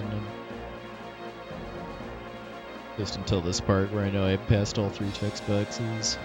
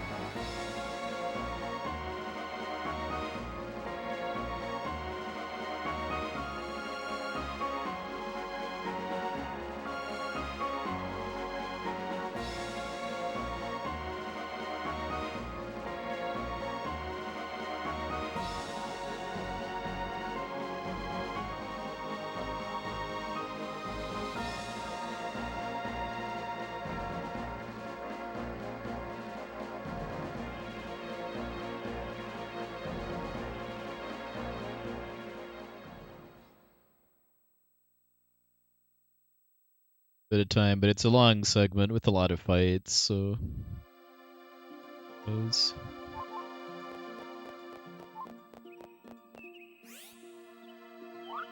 Pretty sure I got the Blammo quick kill on my PB.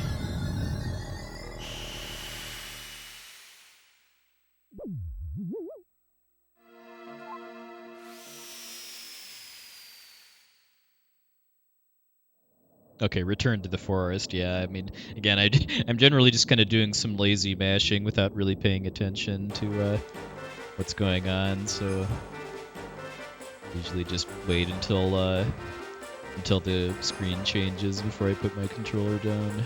I'll just take my hand off of it. All right, so now we're gonna start the Jumi storyline.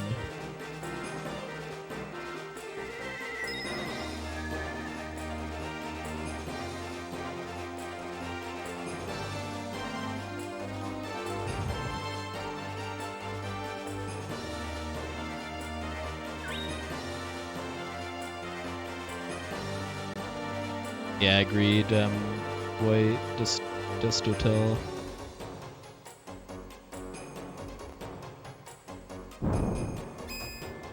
I unashamedly admit that one of the factors I consider when picking games to speedrun is how much I enjoy the soundtrack, just because I know I'm going to be listening to a lot of it.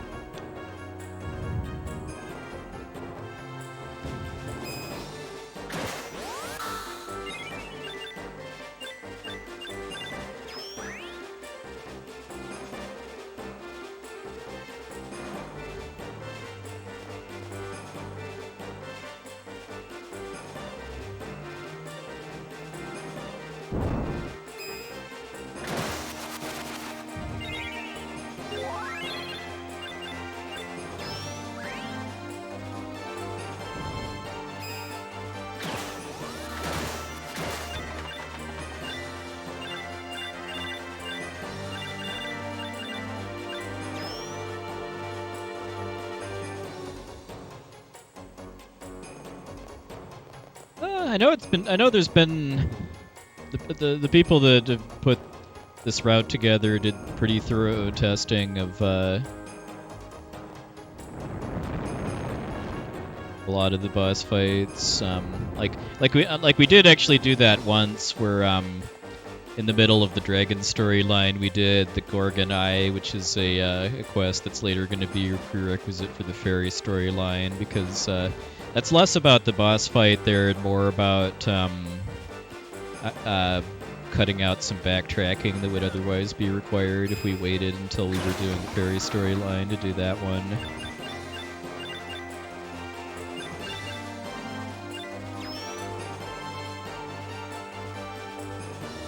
Yeah, for a longer category like all stories or all events, a lot of the routing comes down to optimizing overworld movement because of how much of it you do over the course of the run.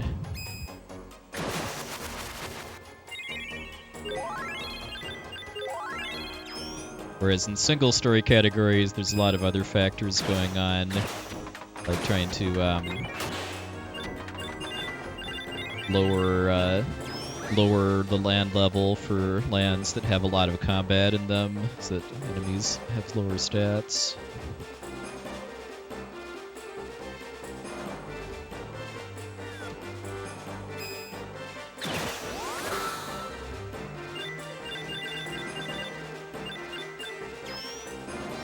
along with leveling up shops that you need to buy weapons from. There was a little bit of that earlier in this run when I was buying some weapon upgrades before I forged the Killer Croquet Mallet.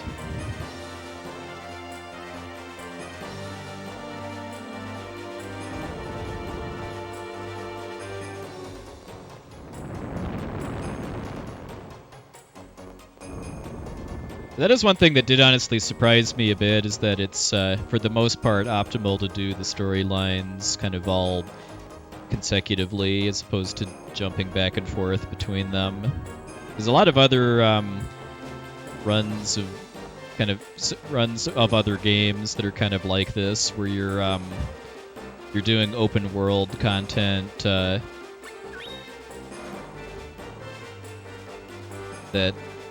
doesn't cleanly fit together, like for example Octopath Traveler. Like the full game categories of that do a ton of jumping back and forth between the different characters' stories.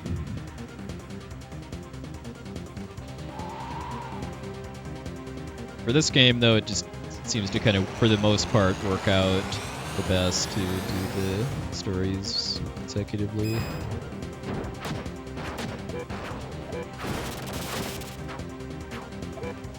Hitbox is so strange sometimes.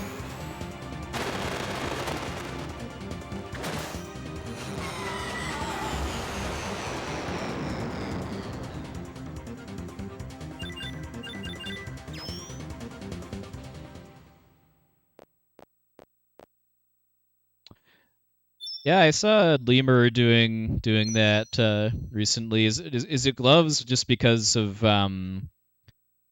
being able to jump cancel without pushing enemies back as far or something like that?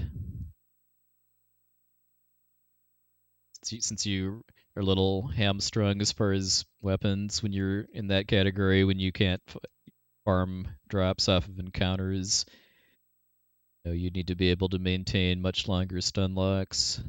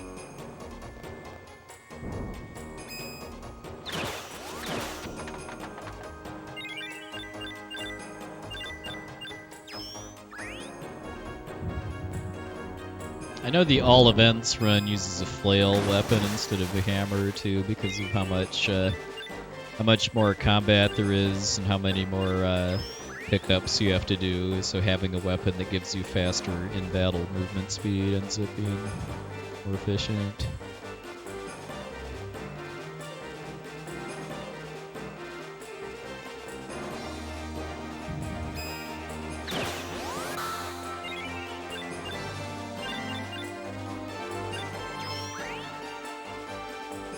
Nice Brave Blade drop there.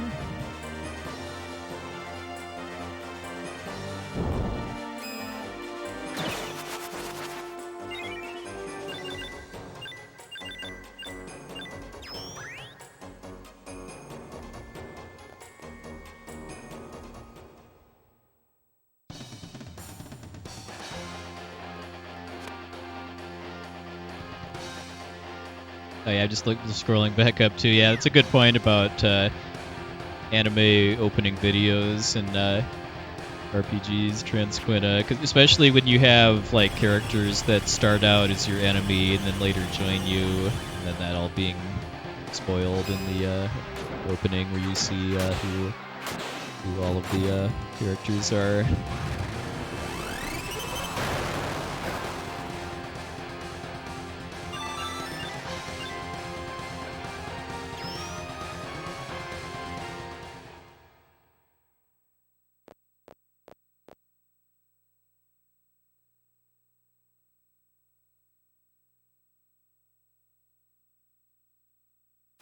Be a bit of a time loss here because that was a bit of a stinky Iron Centaur fight.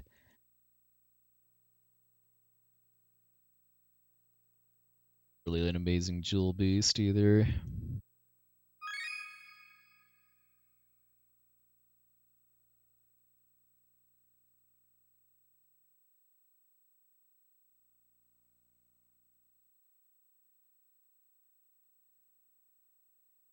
We're gonna start a quest that we're not actually going to finish. Part of speeding up a future one.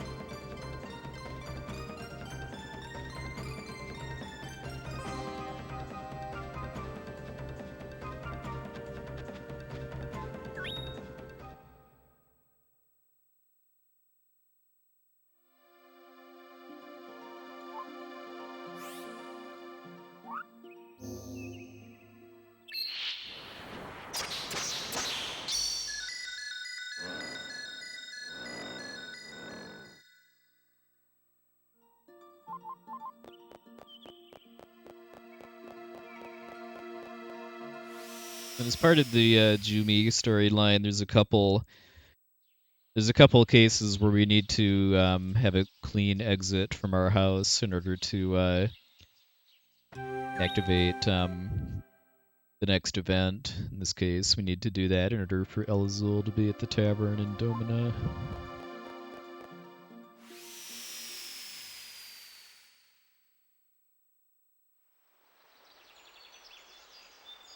Alright, so this quest is where my run blew up last weekend. Well, blew up before the coup de grace was delivered by tech problems with my computer. Hopefully neither of those things will be happening here, because we've actually got a much better run going. Come on. I say that as I failed this set of inputs twice.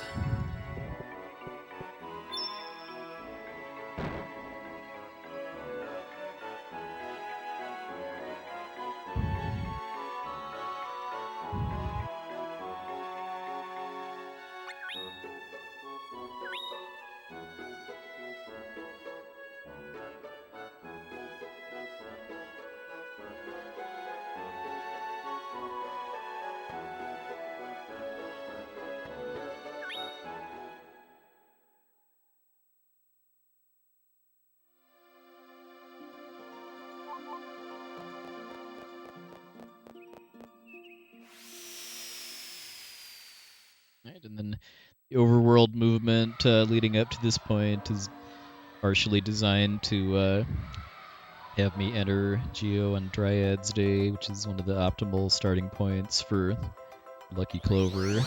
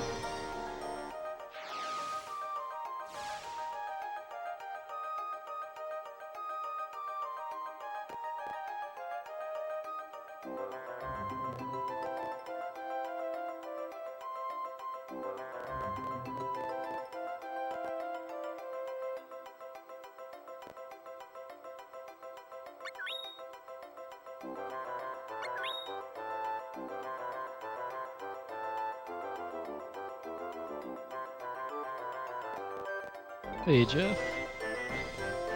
Well, I don't think I have yet.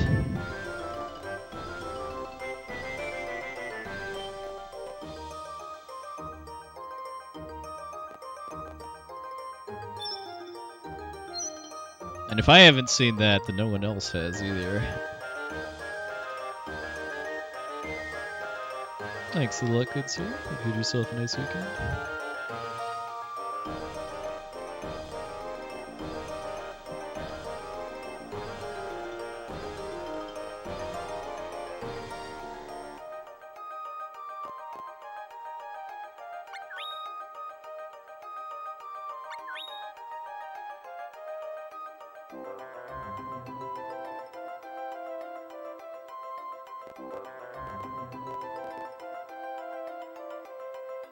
No, this is nowhere close to record pace. I think the record is a 3:48.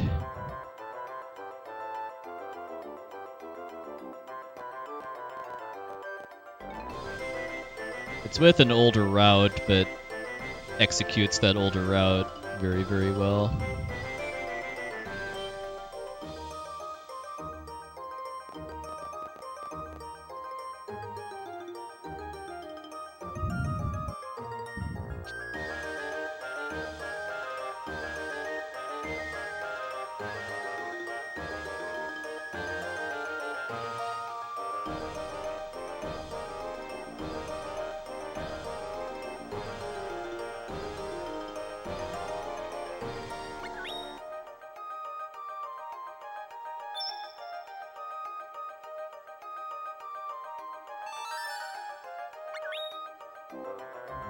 The first option there. I think that actually matters though.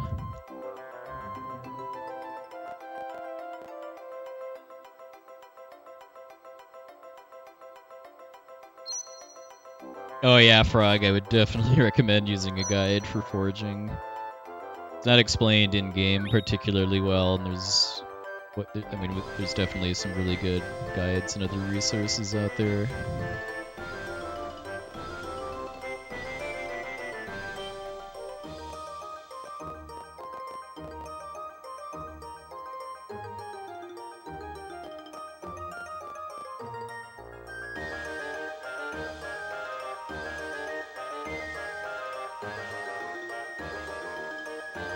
Nah, I've been feeling like playing other games besides Chrono Trigger lately.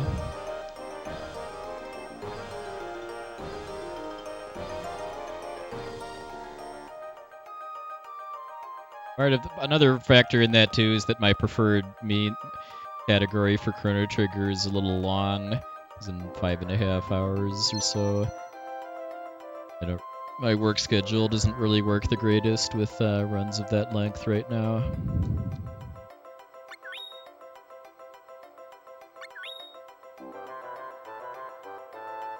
We'll get back to it someday, though.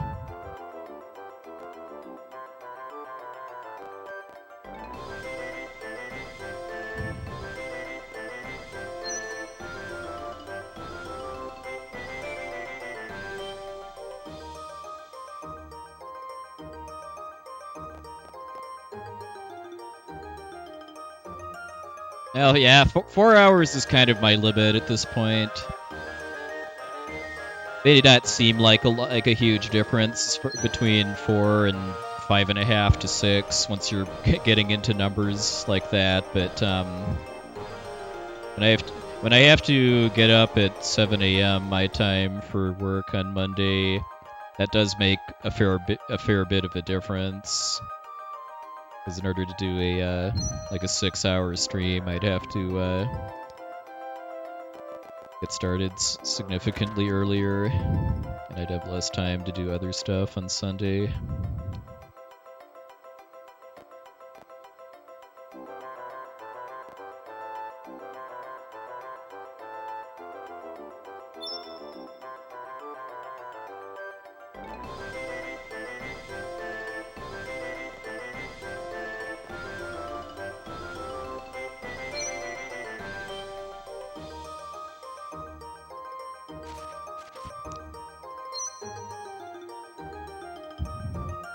Yeah, in the remaster, at least, it kind of feels like all events has been hotter than all stories.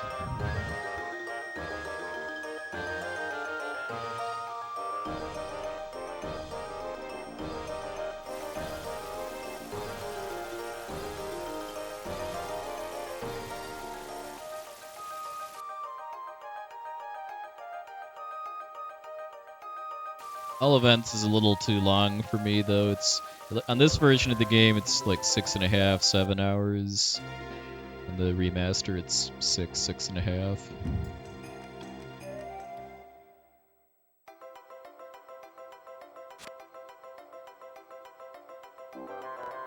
And in general, I prefer the shorter categories for this game, not just because they're shorter, but because the combat is more interesting, in my opinion, too, when you don't have a super overpowered weapon.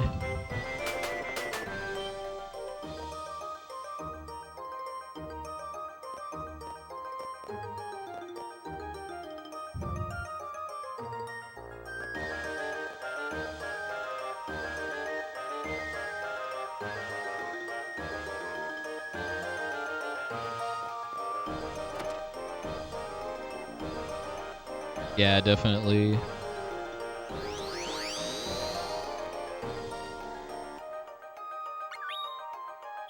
There were some things I wish they'd have done kind of more with in the remaster, as far as mostly just helping explain more obtuse mechanics about the game better in-game without you having to use guides and other external resources, but I wouldn't say there's really anything at all about the remaster that I would say is worse than the original game.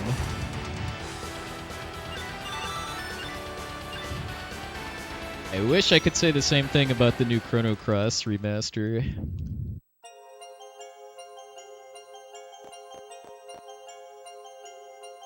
I'm not really too familiar with Crystal Project. Is that like an indie game or something? I know I saw somebody on my Twitch follows streaming that not too long ago, but I don't really know what it is.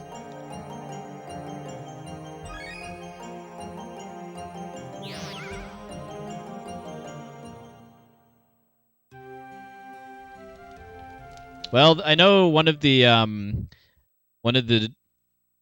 head developers for this game, I forget what his first name is. His last name is Kawazu or Kawazu. Was involved with the Saga series too.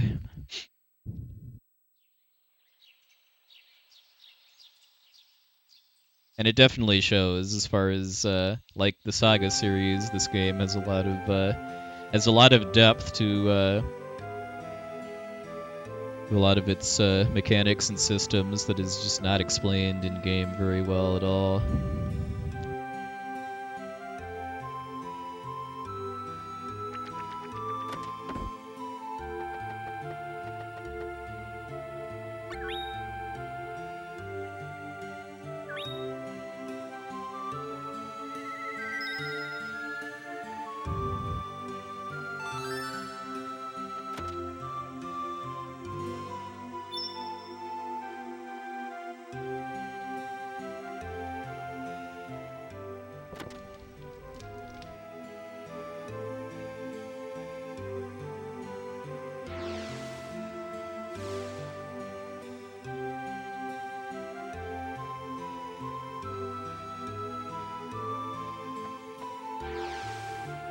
Ah, interesting. Might have to check that out then if it's a EGRPG.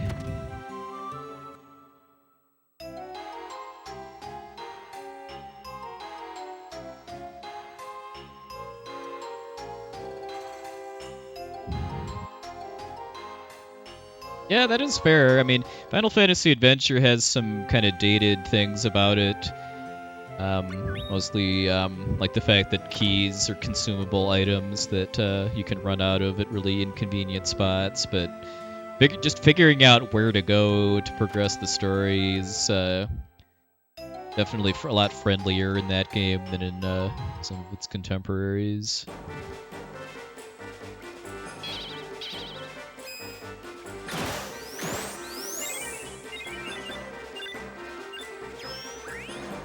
For anyone not familiar too, Final Fantasy Adventure is actually the first Mana game.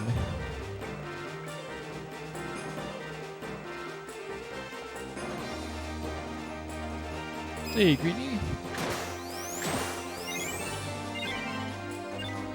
Guess it can be WR if we believe hard enough.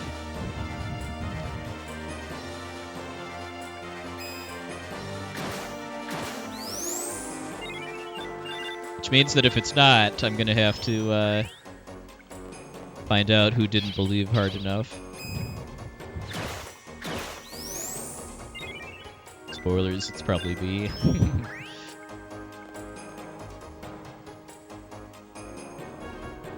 Alright, glad to see we're getting some more people fessing up to and not being believers.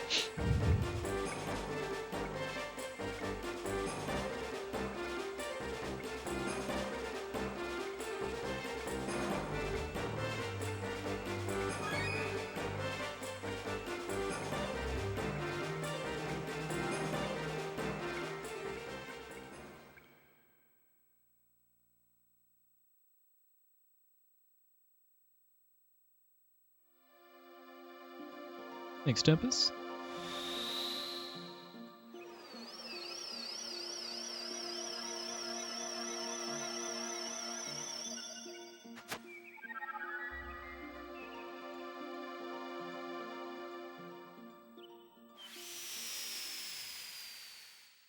This is the game forcing me to re-enter home.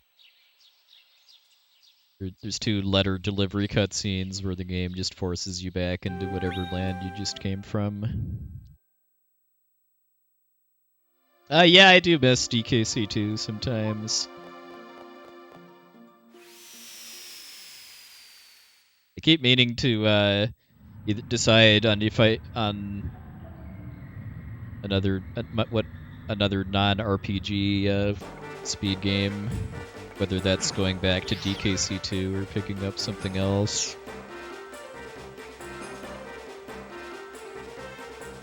No, we don't pick up Elazul in this route.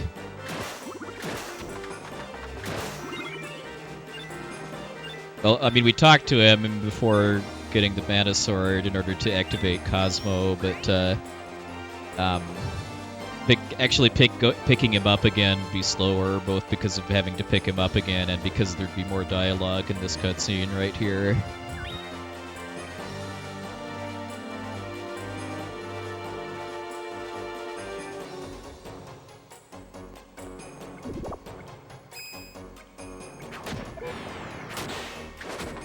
Yeah, I didn't either until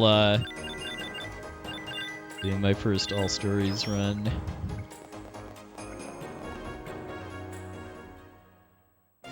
And hey, there's Elazul. He caught up.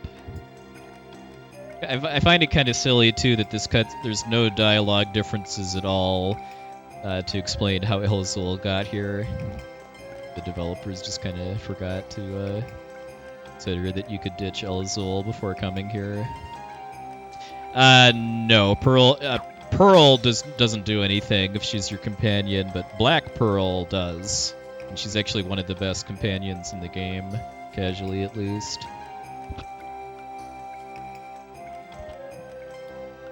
Yeah, something I want to look into for Jumi's single story is if ditching Elazul to speed up that first cutscene with the Lord of Jewels would save time. My hunch is that it will not, that the extra loading times for going in and out of your house will be slower than the text boxes you cut out, but I think it's something worth looking into at least, and I keep forgetting to actually do so. Hey, Mooms, welcome in.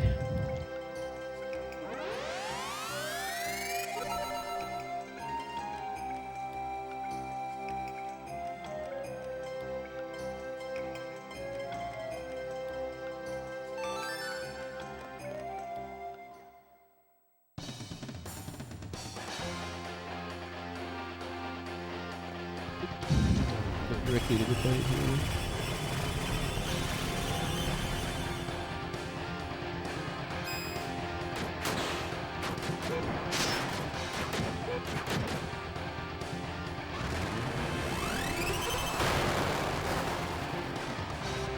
Yeah, okay.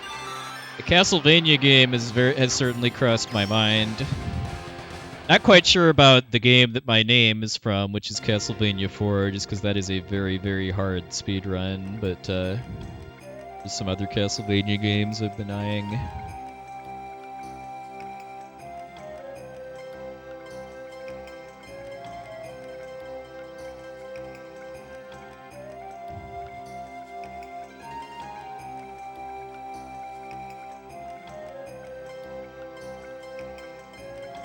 With some other franchises that I've been a long-term fan of, like Mega Man.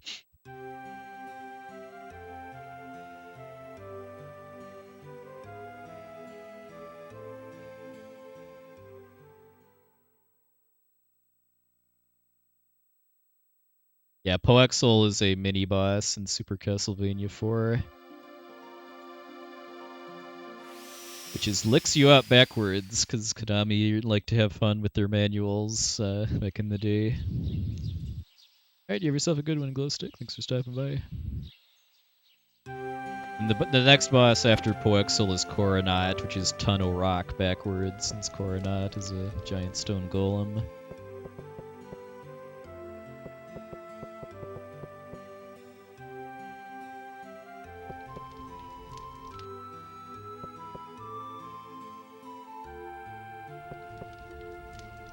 Stairs 4 times, that was 2.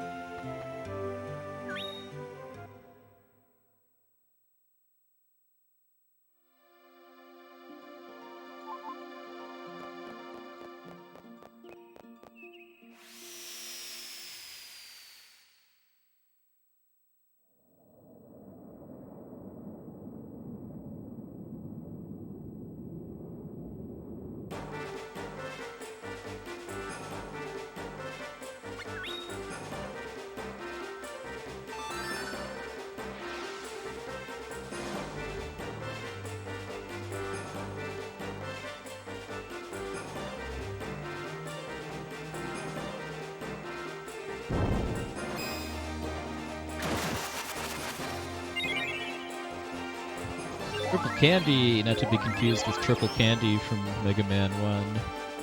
Gold star to anybody that gets that reference.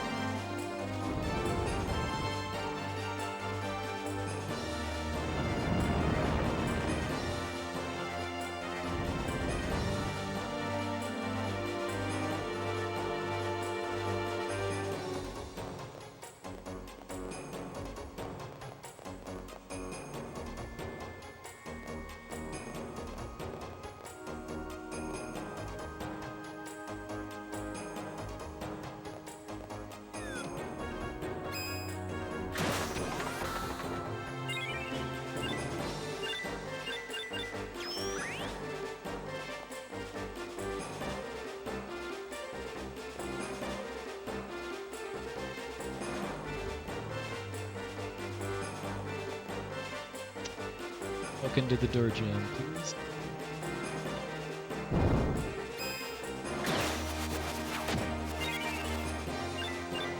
Okay, that was meant to be a second spin, but I guess that works too.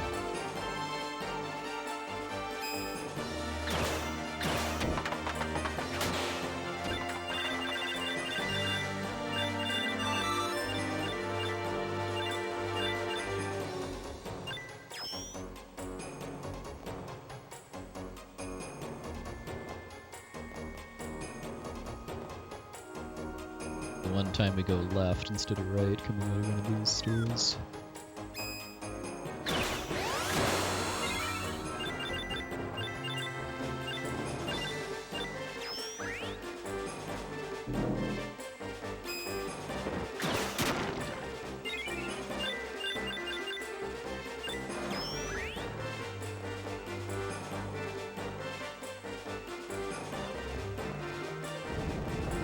Yeah, the regular enemies have some decent variety as far as what they can do. Although in shorter categories where you don't have a really overpowered weapon, a lot of the fights still are still kind of the same as far as you using the spin attack to try to hit them in groups, but it's more technical in the shorter categories because you have to set up your spins to be at a kind of a sweet spot for distance away from the enemies so that you're hitting them, but you're not seeing the yellow stars, which means that there's a risk of you dizzying yourself if you keep doing it. But then there's some other fights where it's more optimal to use different strategies like regular swings of your weapon, sometimes power swings that you're canceling with certain types of other moves.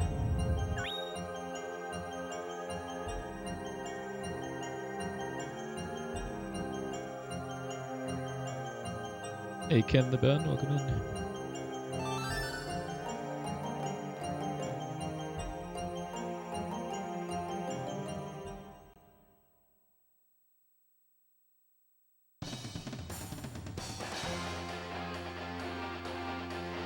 Yeah, Elazul is the lapis lazuli Jumi.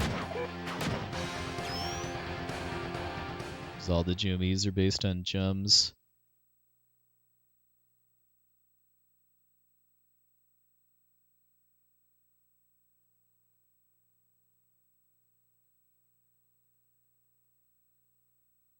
Elazul is the most subtle though. Like Pearl is pretty obvious what she is, and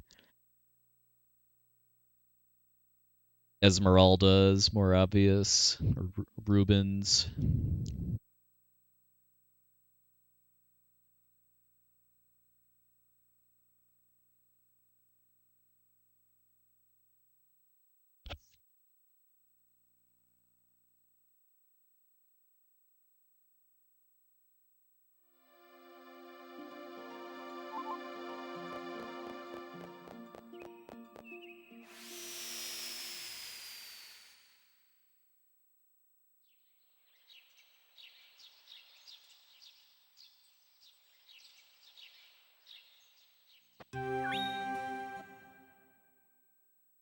They're one of those quest triggers that requires leaving your house cleanly.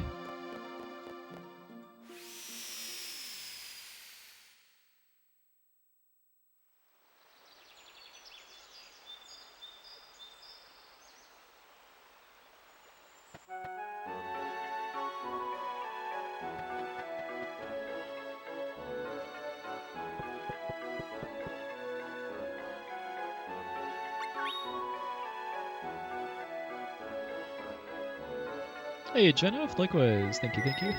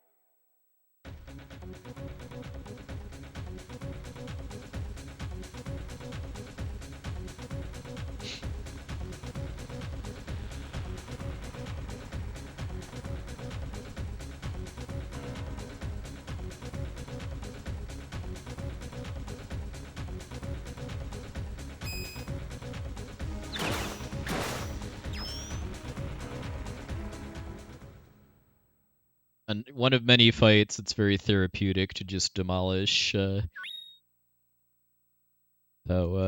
much randomness there is here in Jumi percent.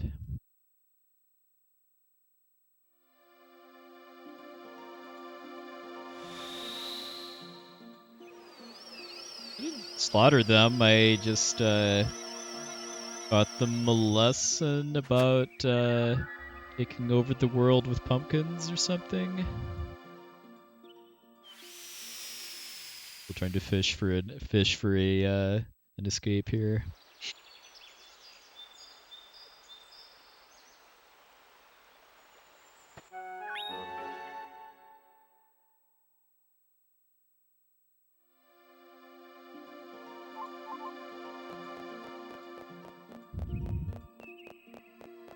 The Great Pumpkin is serious business. Anybody who grew up watching Charlie Brown holiday specials knows.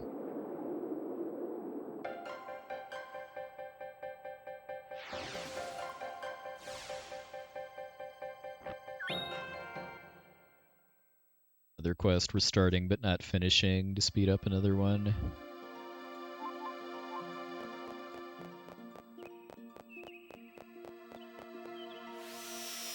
Hey, Masa DX, thanks for the look.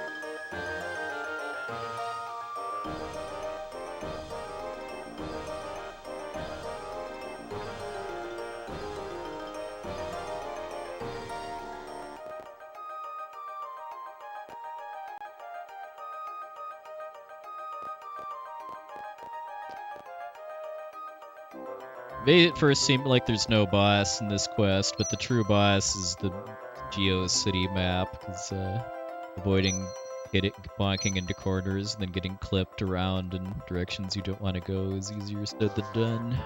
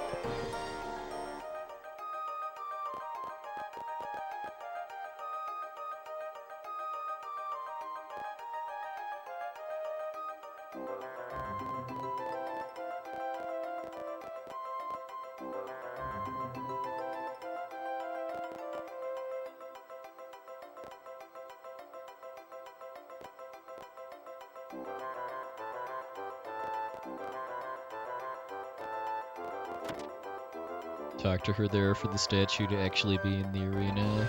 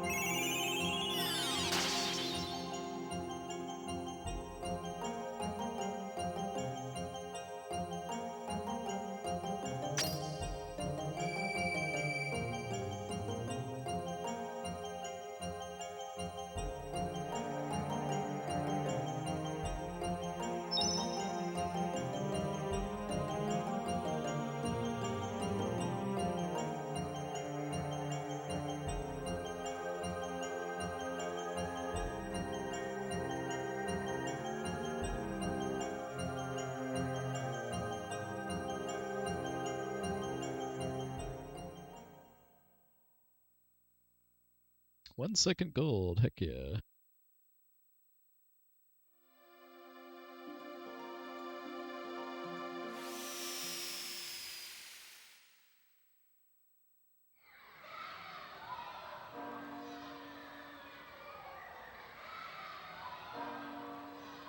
Kind of in the middle of what I consider the slowest paced part of the run.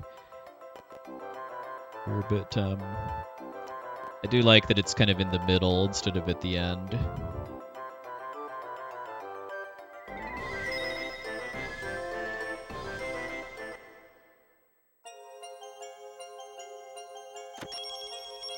Jumi storyline is my favorite casually, because it's got the most interesting lore and characters, but having the most lore and characters, the character development also means a lot of text mashing in a speedrun.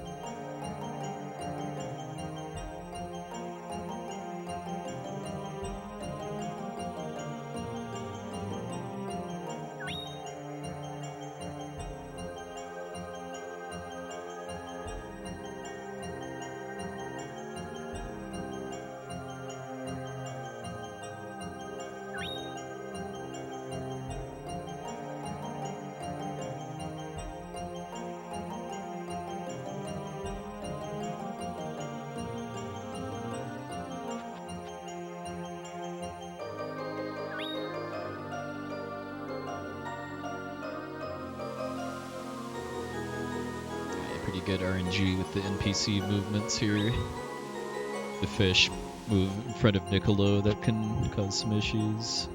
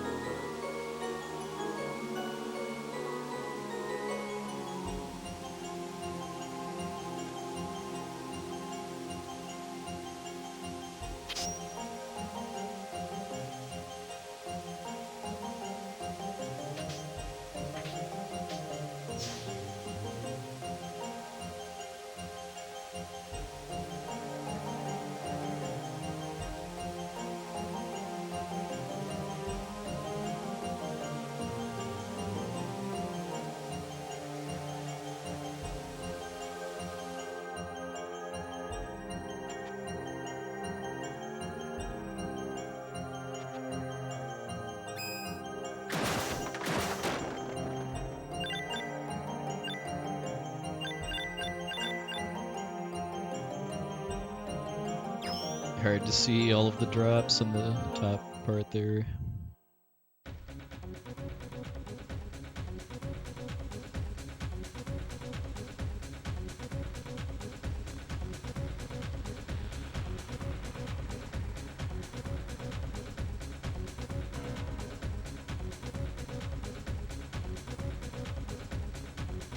Yeah, I've really thought about that, but yeah, I can't think of any other, at least forest fights with scorpions.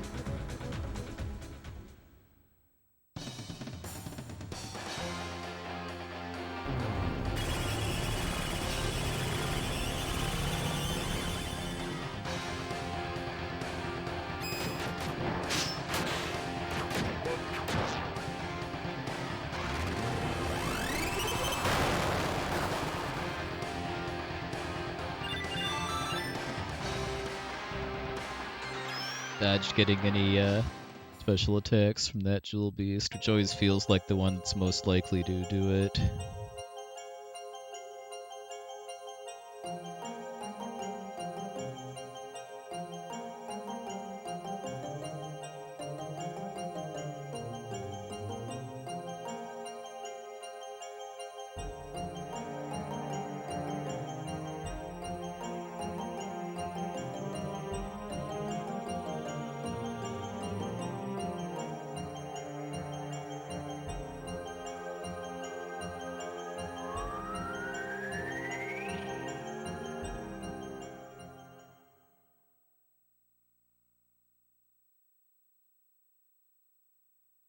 I lost a few seconds there because that felt like a really clean segment.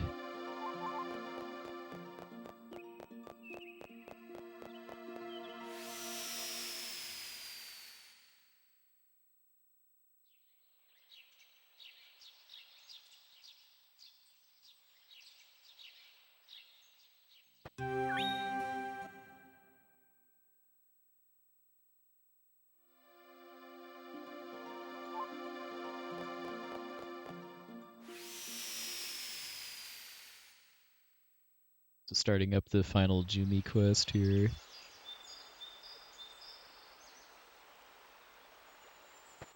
Somewhat lengthy block of cutscenes, then we'll be on our way to the Bejeweled City.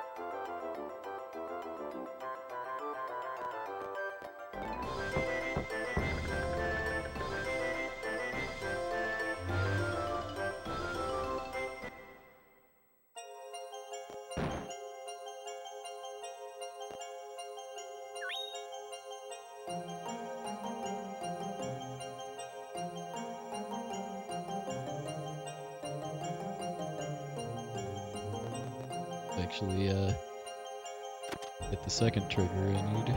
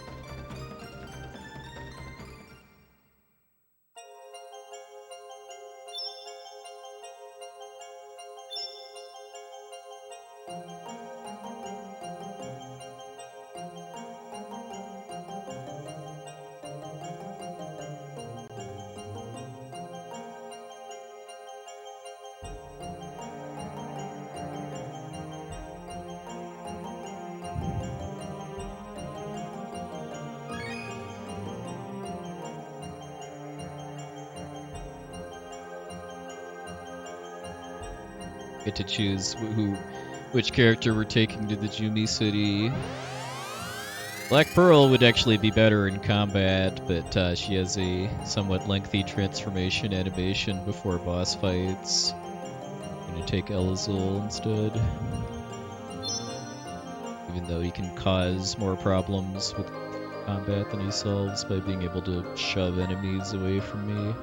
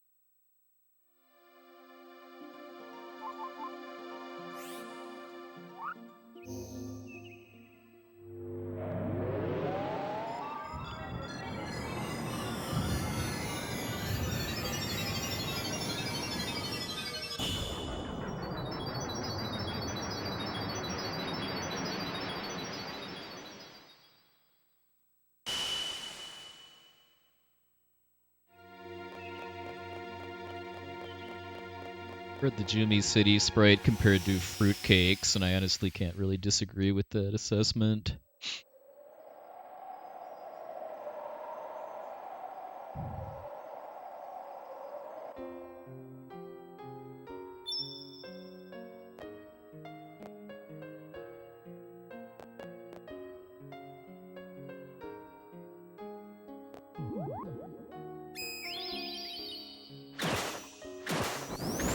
Jumi City is pretty straightforward in that I need to collect a bunch of colored gems as part of solving puzzles to open 3 gates to unlock the next layer, but the wrinkle is that the gems needed for each gate is random.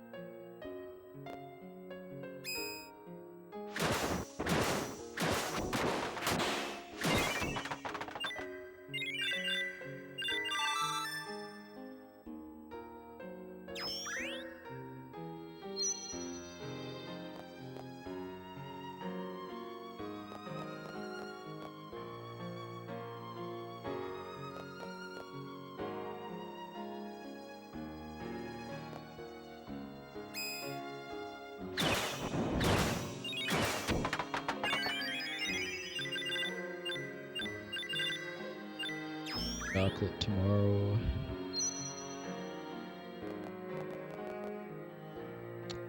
Actually both. The Secret of Mana and Trials of Mana were remakes, and then this game was a remaster. Red and blue. Which is unfortunately the slowest possible combination there. I have to make a full loop around the city now.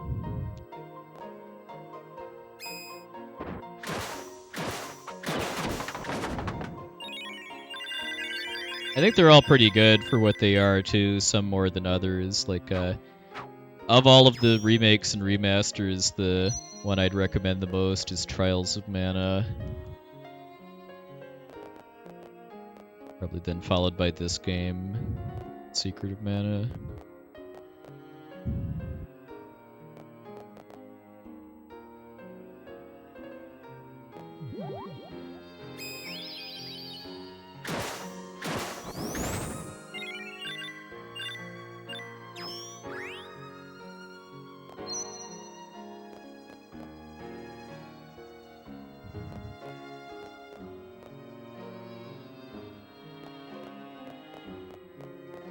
I know the Switch also got the collection of mana like 2 years or so ago now, which then that's just actually ports of some older mana games for the Game Boy and Super Nintendo.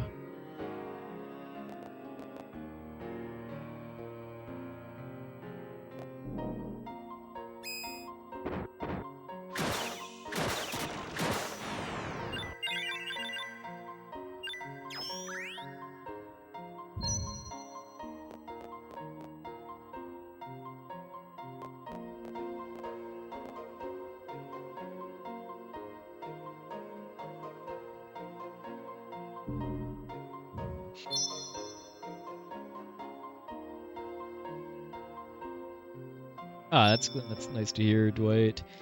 Yeah, I've got some definite fond memories of playing Secret of Mana co-op with high school friends.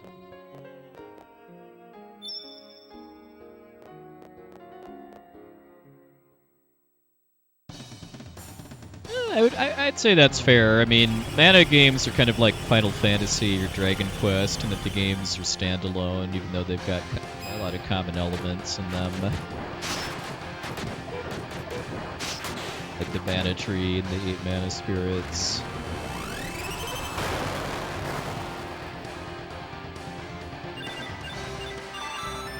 Secret of Mana is the one I think most people have played because of it having been released worldwide on the Super Nintendo,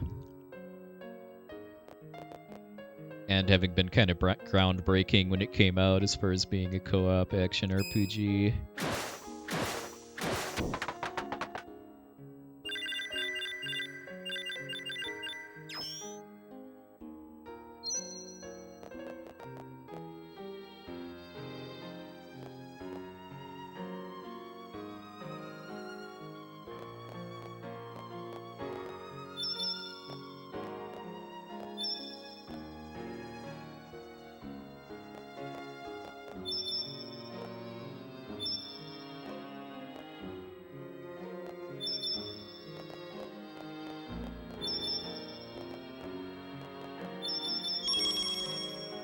Alright. Green, blue, and aqua. Not super fast, but I don't have to get the red again at least.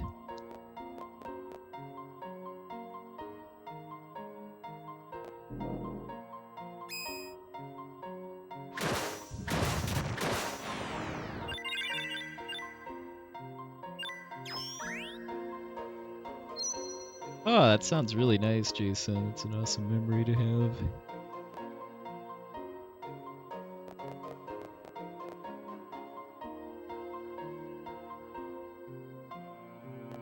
I don't have to get the red. I think it'd still be faster to get the green and then go back to the right.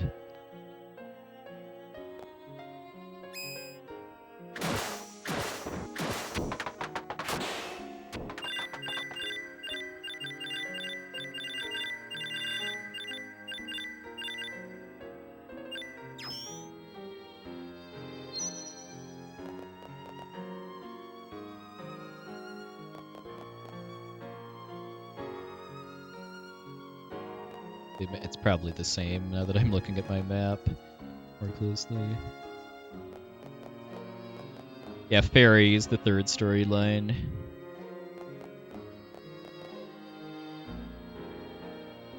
Which is kind of ironic given that the storyline doesn't really have that much to do with fairies. It's more about a forbidden romance between a priestess and a demon. The fairies are just kind of pawns in the whole thing. Yes, and that is not a dumb question at all. Yes, this is the game that has Little Cactus. Sadly, we don't really see much of Little Cactus in speedruns, but when you play this game casually, you definitely want to go back home and talk to Little Cactus every time you finish a quest to get notes added to the Cactus Diaries. Oh, I love that emote, Monocled Unicorn. This world needs more Little Cactus emotes.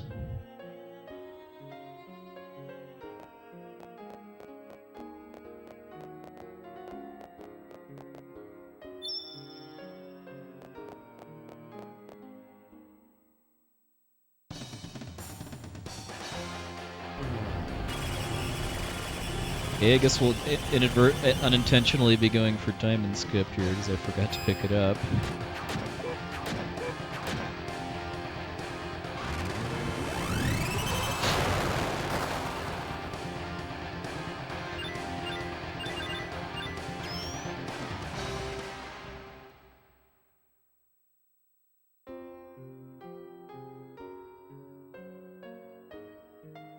I have to watch this cutscene to be able to open the door to the boss.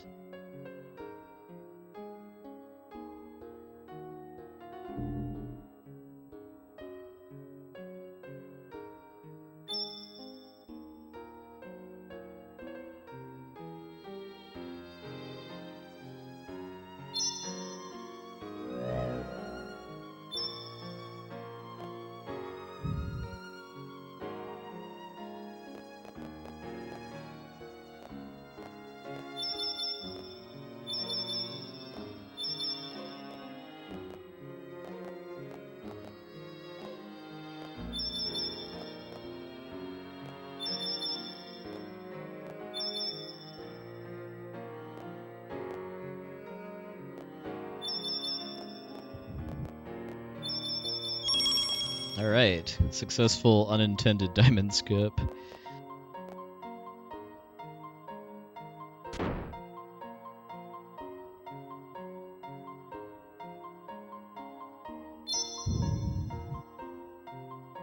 Diamond skip just meaning skipping getting the last gem on the 3rd floor of the city.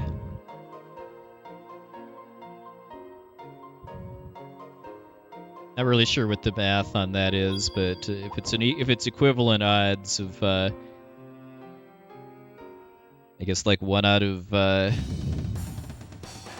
7 for each of the pedestals needing the diamond, then it goes from there as far as the odds of getting away without the diamond are.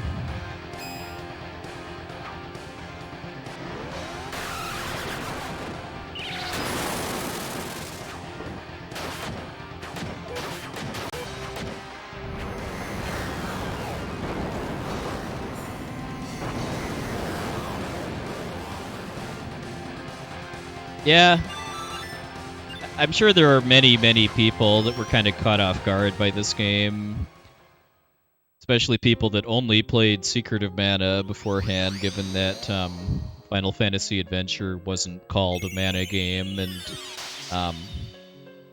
the 3rd game hadn't been officially released outside Japan yet. So then we going directly from Secret of Mana, which is a traditional linear story-driven RPG, to this game, which is open world, would definitely be quite jarring. Like, I honestly didn't really get into this game that much when I first played it via rental when it first came out, but it's definitely grown on me since. It's a space whale.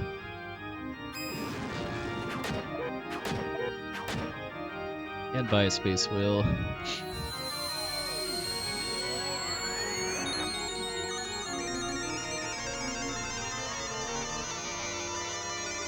Yeah, if the Jewel Beast was styled based on the Jewel Eater from Trials of Mana, that'd be a pretty cool throwback.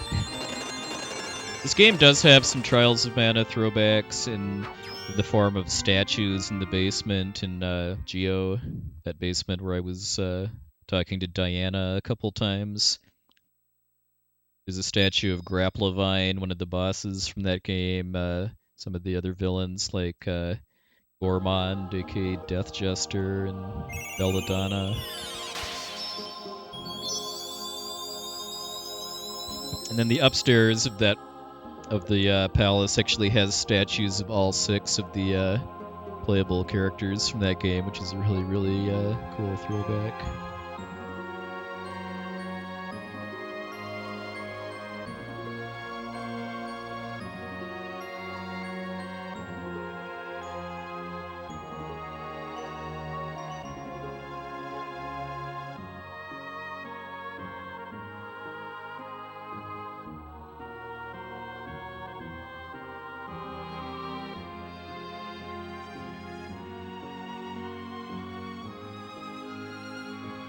Yeah, Gourmand is kind of a cool localization for his name too, because that guy's name in Japanese I think literally translates to corpse-eating man.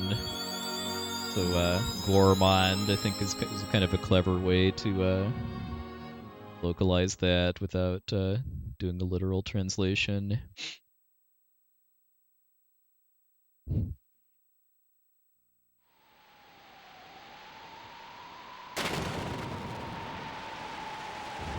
Oh yeah, the old school Final Fantasy numbering.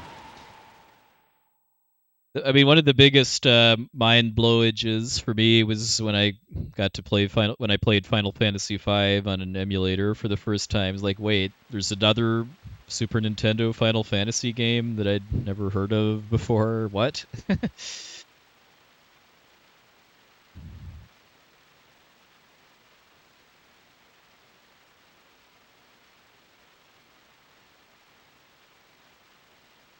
Yeah, the real Final Fantasy III on NES is very, very different from Final Fantasy VI, which was Final Fantasy III in North America.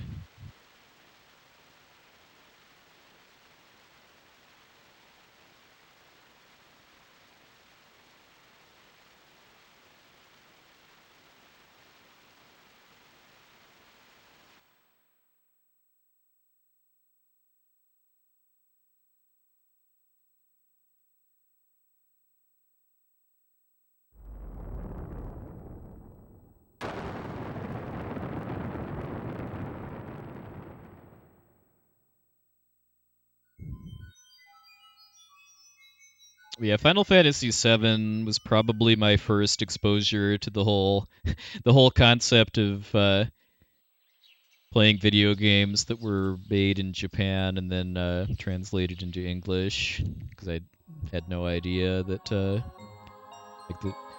any games I played before that were not just being made by Nintendo in Washington State. Yeah, same, Jason.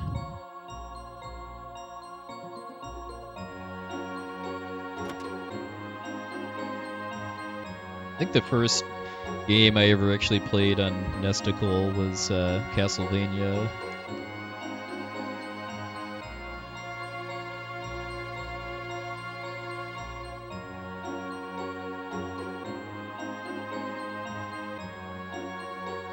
Oh, nice.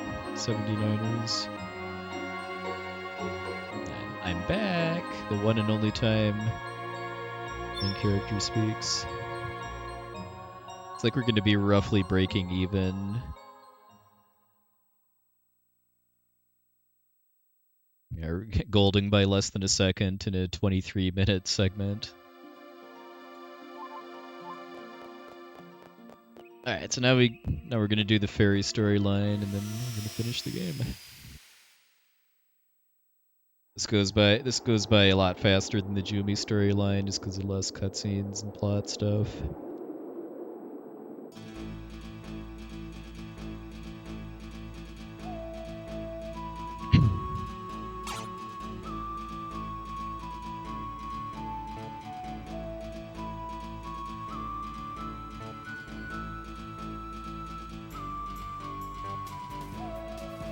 Yeah, if I hadn't gotten the diamond skip though, then I would have lost time there. Mostly just thanks to having just not great luck with the gate puzzles as far as how much backtracking I had to do to recollect gems.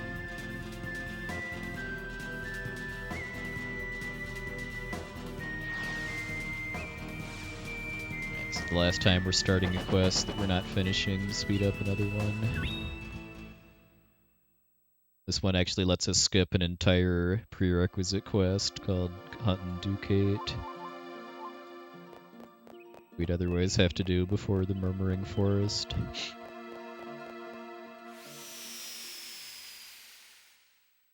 Yeah, I remember listening to the whole soundtrack to Final Fantasy V before actually playing the game.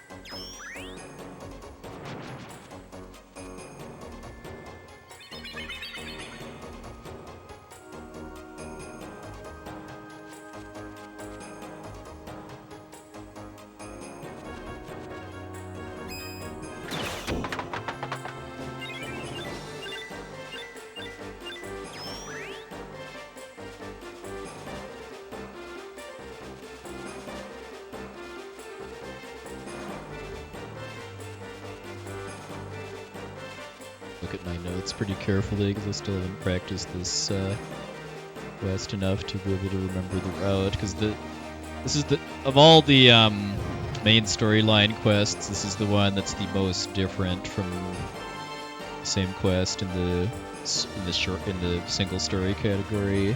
Because of skipping Hunt and Ducate, we have to take a very different route through this jungle.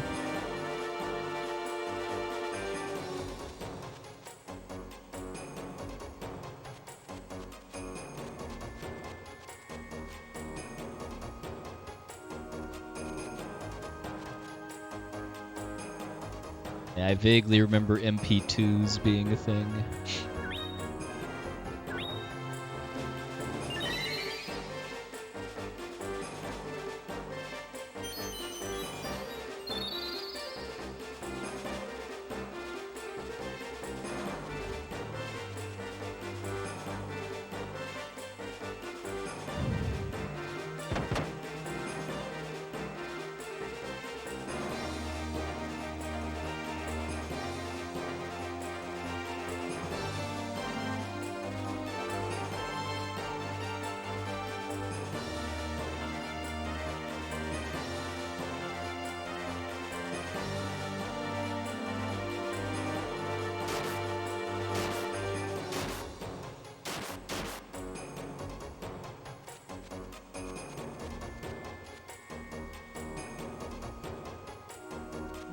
Alright, later, BYO Battleship. Thanks for stopping by.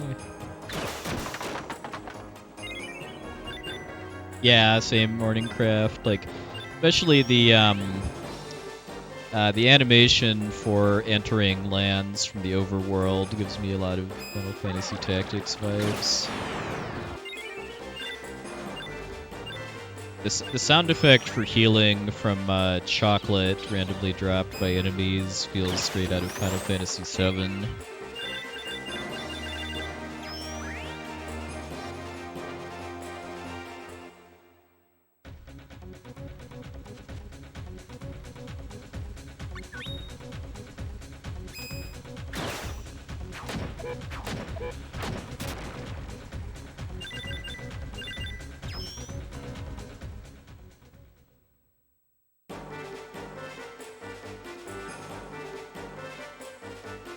Oh, nice.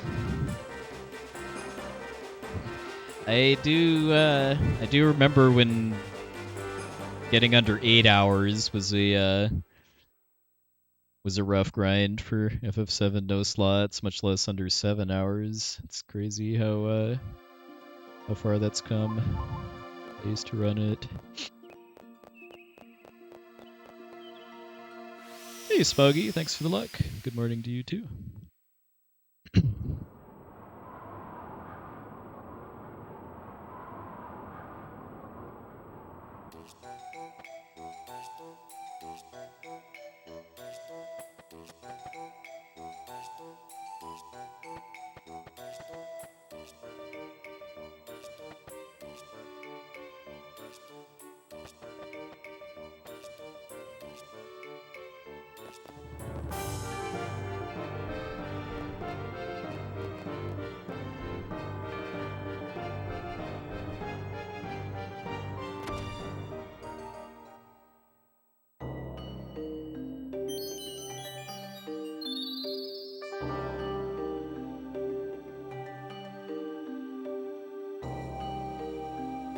we first get introduced to the gorgeous Faerie storyline musical theme.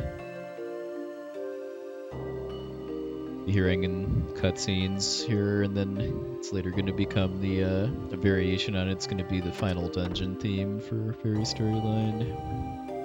Yeah, Metric. Definitely been an interesting journey since I picked this up. What 6-ish months ago now.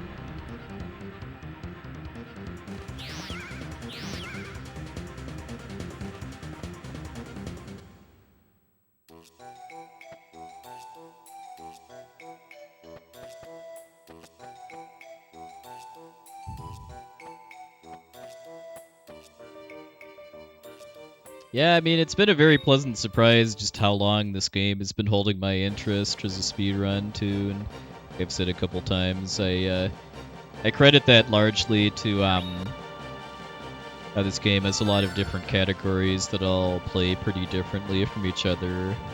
Not like a lot of other games with it's just like any percent and then either any percent with restrictions or 100%. I mean, the different storyline categories not only played pretty different parts of the game, but also have very different combat strats and challenges. Yeah, that sounds about right.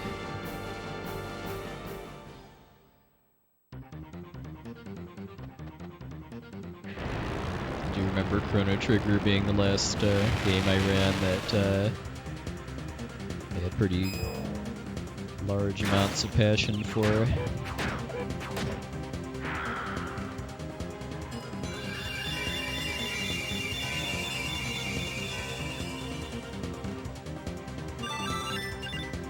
The fact that I was constantly finding new strats for Chrono Trigger, either by myself or from Japanese runners, definitely helped too, as far as keeping the run fresh and keeping me motivated to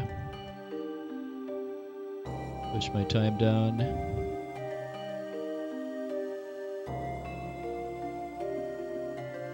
Yeah, Glitchless Chrono Trigger seems like it's exploded in popularity lately, which is pretty cool to see. And I wonder if there's like a reason for that or just because.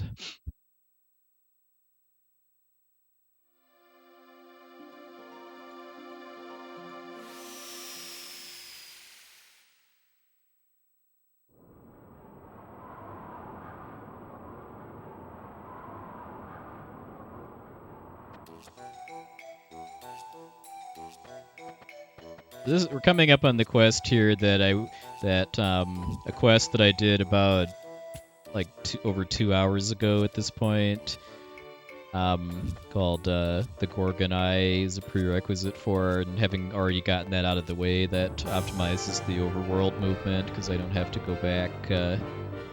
But if I did Gorgon Eye now, I would then have to come back here in order to activate In Search of Fairies, but it's more efficient to just do it early.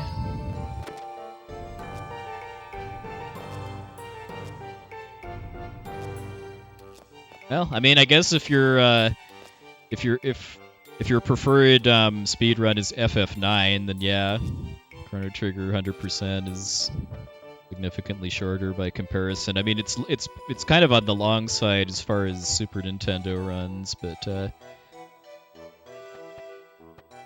yeah, compared to most PlayStation RPGs, it's definitely shorter.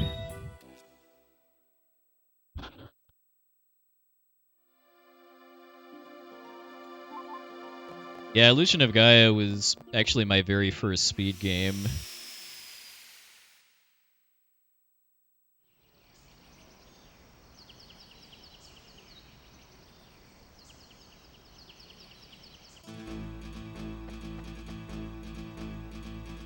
So it's been a pretty long time now since I've actually run it.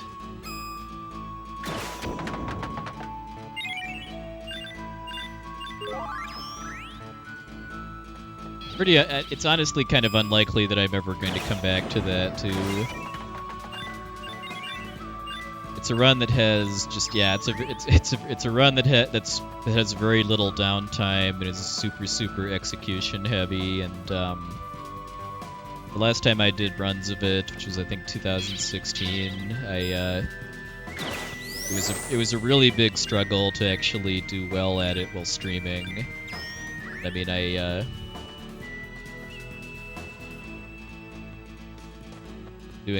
so I'd have to do offline runs in order to actually try to get a good PB, and not really too interested in doing offline runs at something that's over an hour or so long.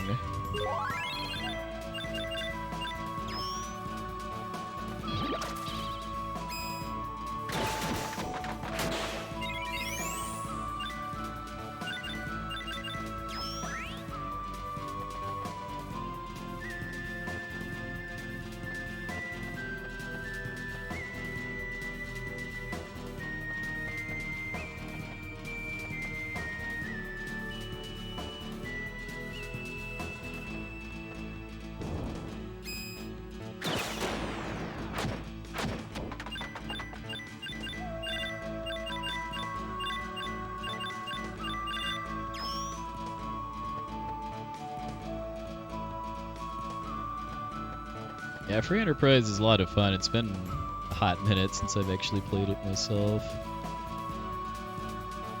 There's a new randomizer for Mystic Quest that I'd like to try out at some point too.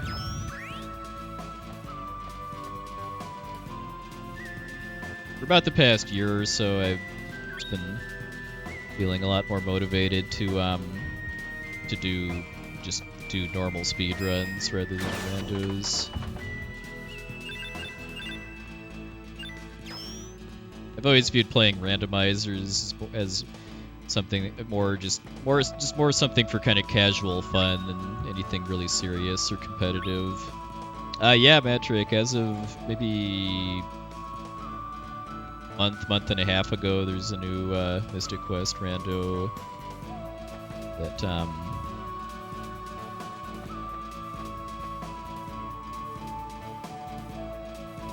it's just way better.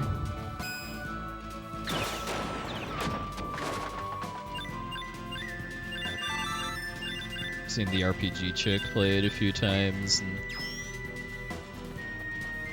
probably the most coolest looking thing that it does is it randomizes enemy placements along with red chest locations, so that makes you actually go to parts of dungeons that you never would otherwise.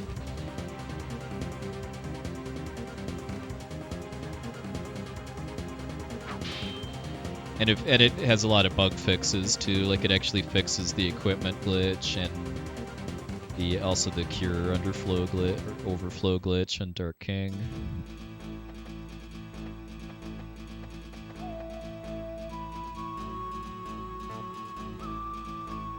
Like when I ran Mystic Quest, I did mostly did any percent no shop glitch. I did consider full-on glitchless, but given that glitchless Mystic Quest is impossible because of the equipment glitch, I decided not to bother. I have to do too many silly things in order to restrict the equipment glitch. And beyond that too, I mean, I think glitchless Mystic Quest wouldn't really be that much more fun than kind of NMG. Ow!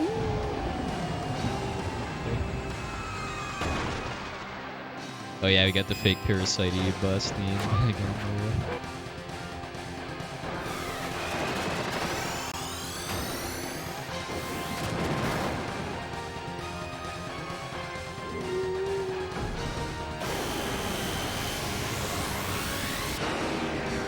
Still have yet to actually kill this thing without it doing a special attack in all stories.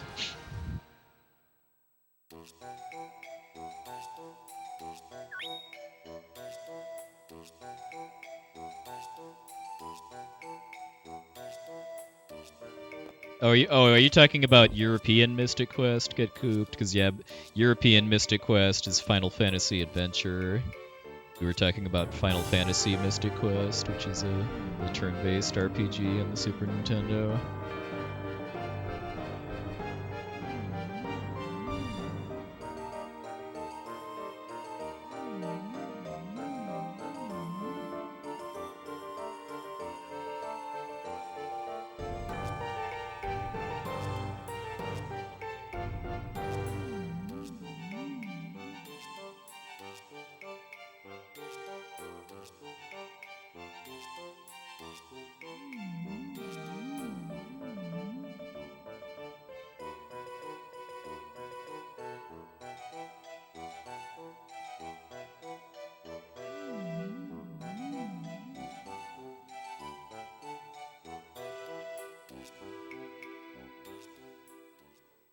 Bit here for reasons I don't really.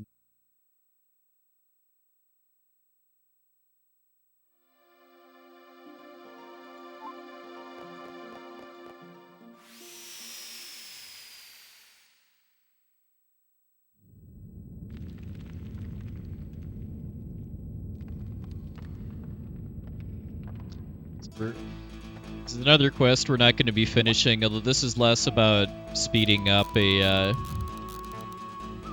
different quest more than that. This quest is actually required for the Faerie storyline, but you have the option to just abort it and finish it and still progress the story.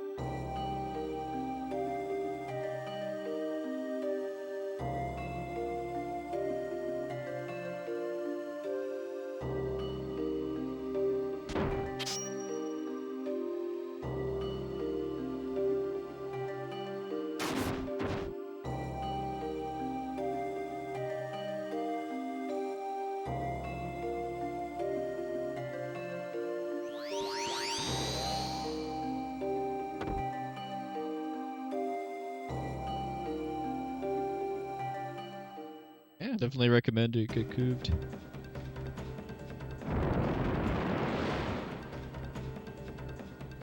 It's a game I always like to say that if you're not the kind of person that's okay with heavy amounts of trial and error experimentation to figure out how to make progress in the game, then don't feel bad at all about using like some kind of guide or like a spoiler-free guide in order to prevent getting stuck for too long.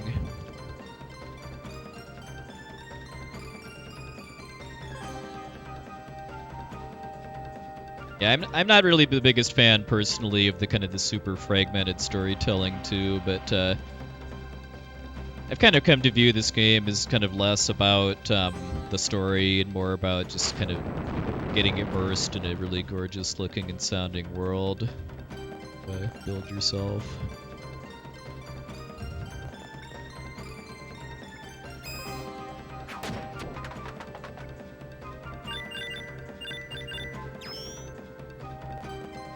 It depends on the screen. Like there's a number of screens that are pretty hard to not get to not bonk into stuff. And then there's others that are pretty easy.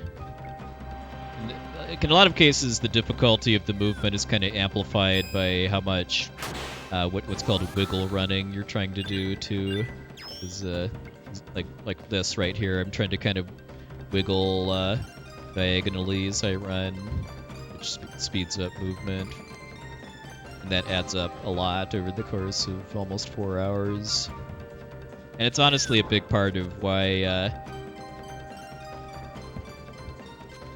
I don't really see myself ever being seriously competitive for any records at this game, because top-level runners just save so much time because of really optimal wiggle running.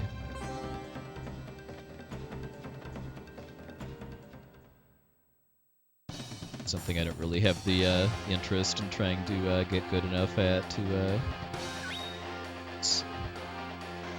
well, rip some time there.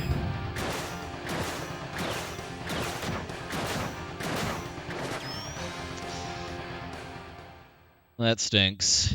Just like that, I'm losing probably like 45 seconds or so from extra dialogue because of the siding with Dana instead of SCAD.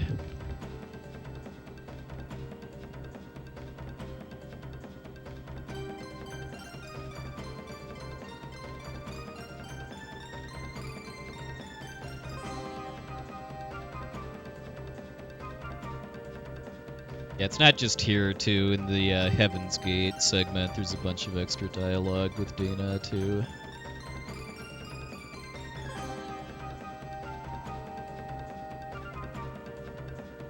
I guess on the upside, I had a really fast fight with SCAD, but there's no... I mean, that's still going to be a huge time loss.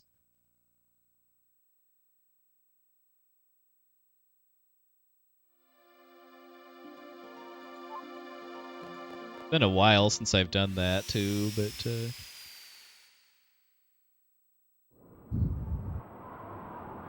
spacing out at the wrong moment can lead to bad things, like fighting Barobari one-on-one.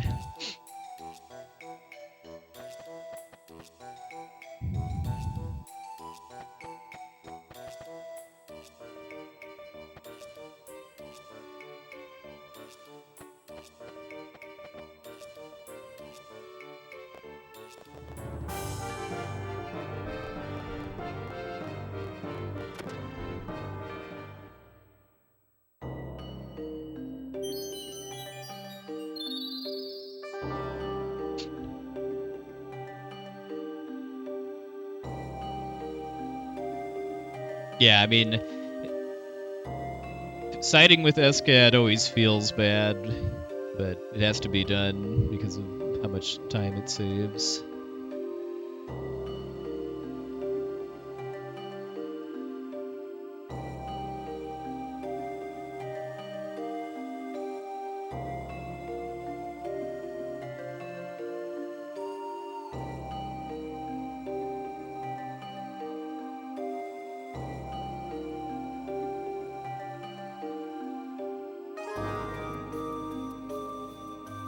Yeah, like all this extra dialogue here would be skipped if I'd have sided with SCAD.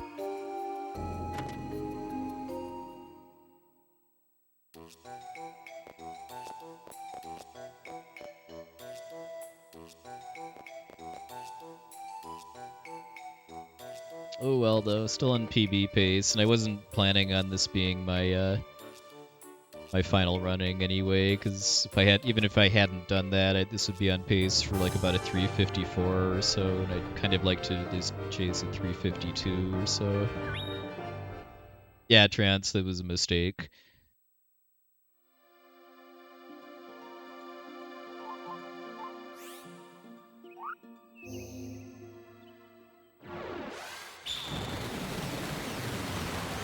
I spaced out during that cutscene and just mashed instead of picking the second option when I needed to.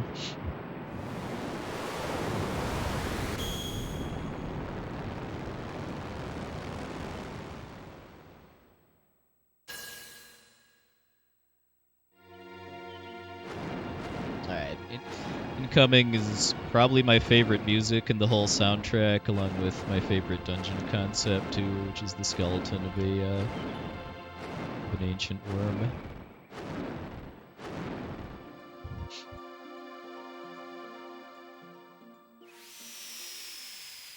And there's also some minor glitches for skipping stuff here, which is something that's otherwise totally absent from this game.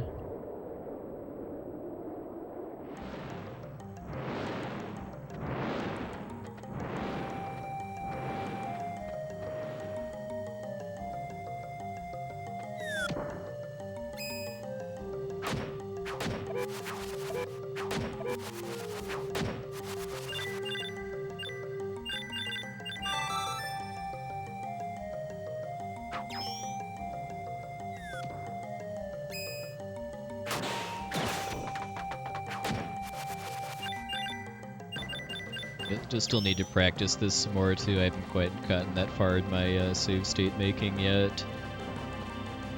It's because the combat here is pretty different from in Faerie single story, both because I have a different weapon and the enemies have way more health.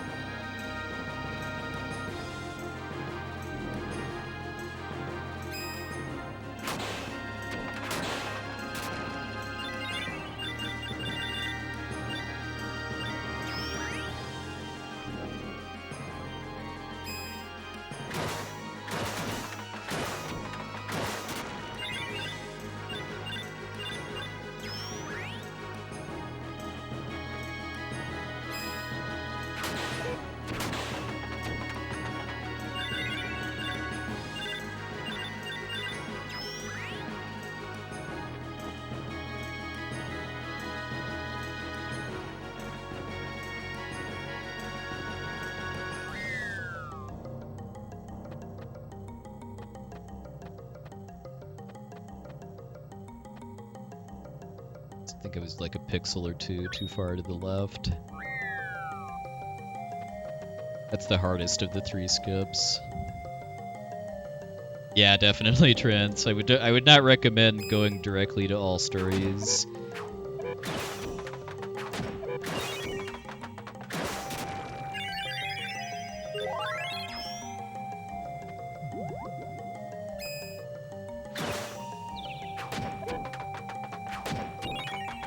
I kind of forgot to do the battle skip, actually. Oops. Yeah, that second fight there is skippable via glitch. So in this category, it's probably more like, I don't know, like 15 seconds or so instead of 25 like in the single story.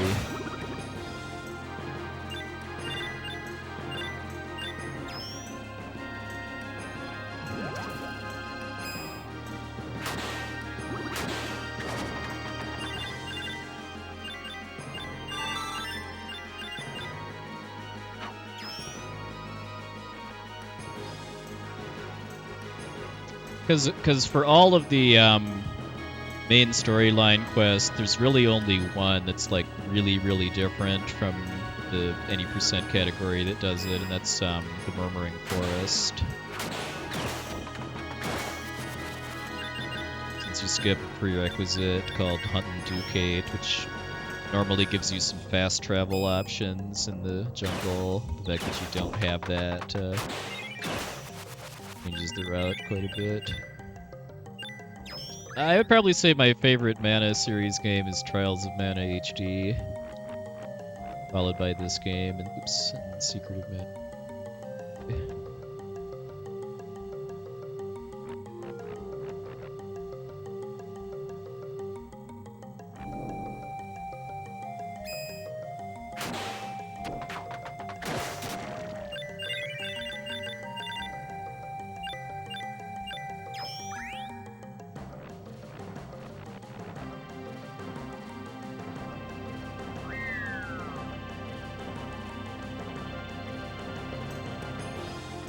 Got one skip at least.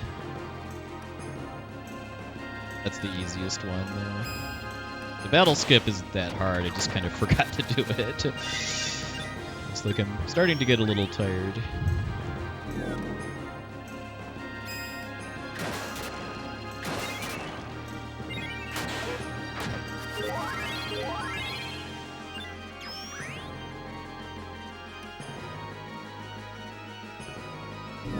The original version of Trials was first, because it was on the Super Nintendo, although it was only released in Japan.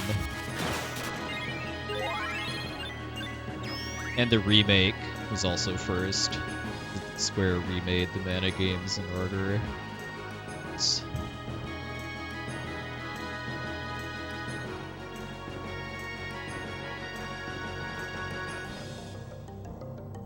And now that Square has run out of at least good Mana games to remake, I'm hoping we'll start seeing some new entries. I know there is a new, there's a new mobile Mana game called Echoes of Mana coming out probably sometime later this year, and then there's an as of yet unnamed console PC game in development.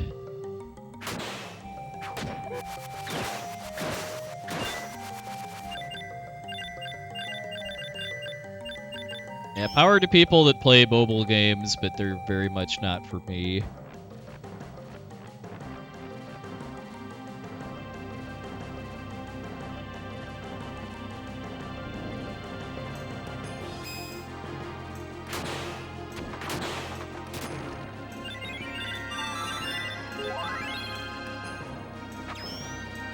Hey, Sko, yes, I'm playing this on a PlayStation 2 console, which is the way that the vast majority of PlayStation 1 speedruns are done, but yeah, it's original hardware. APX, okay. Trials was after Secret. That's right, there's no dialogue with SCAD here.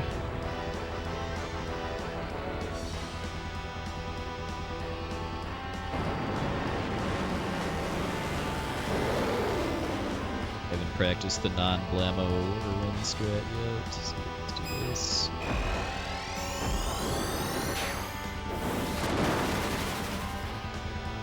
See ya.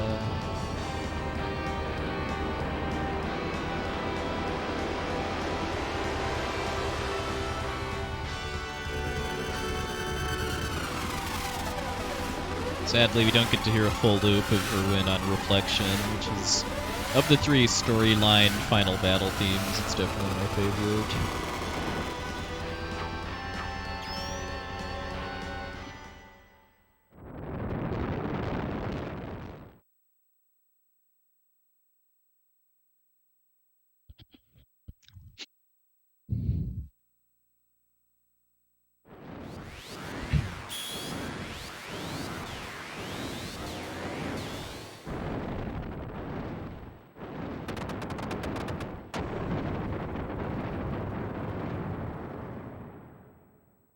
Give yourself a good one, Storm. Good luck with your marathon runs.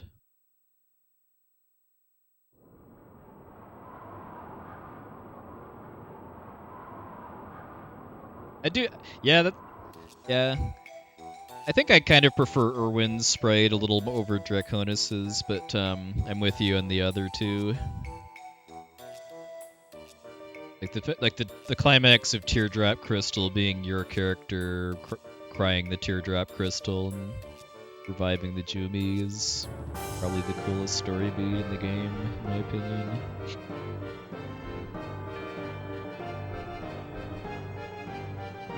Yeah, Draconis being a not-so-subtle reference to the Dragon Emperor in Seiken Densetsu 3/Trials of Mana is pretty cool, though. His sprite his dragon sprite is more or less the same as the true form of the Dragon Emperor.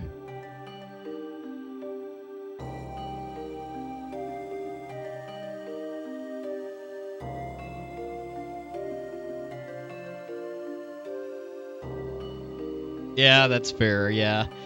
Given all the non-subtle references to that same game in Palace and Geo.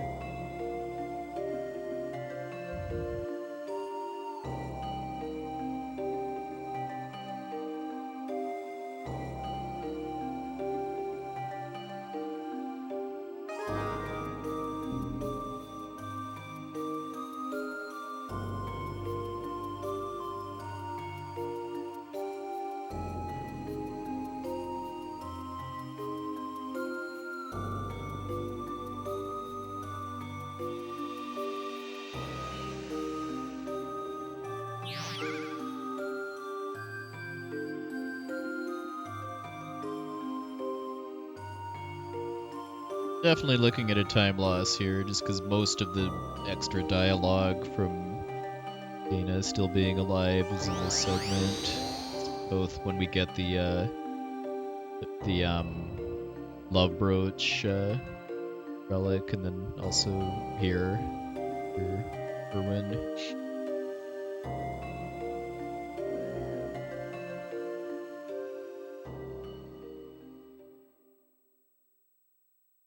Probably still be 55 pace or so.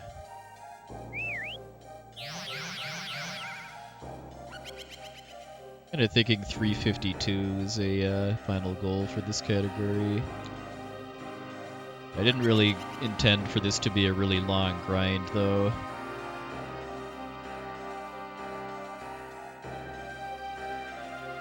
Might just be that whatever the next PB after this one is going to be my final running, assuming it doesn't have any huge mistakes that I feel embarrassed walking away from.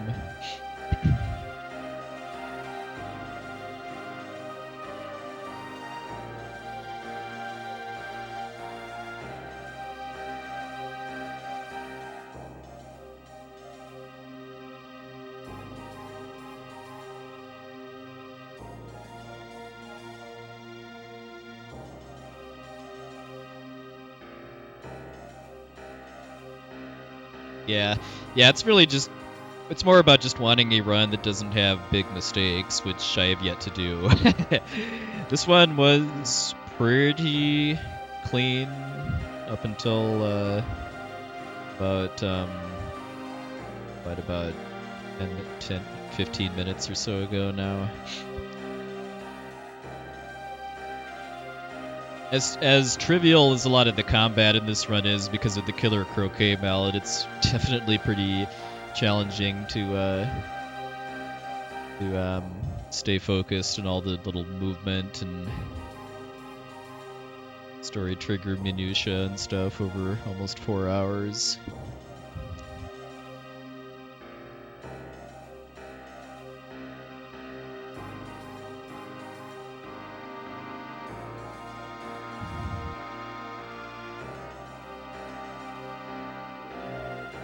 Oh wow, this is not really going to be that big of a time loss, actually.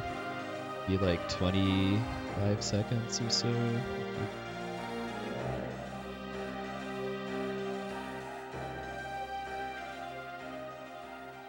So clearly there's a very, very significant gold waiting to happen on Heaven's Gate, given that siding with Dana, I think, should cost upwards of 45 seconds or so.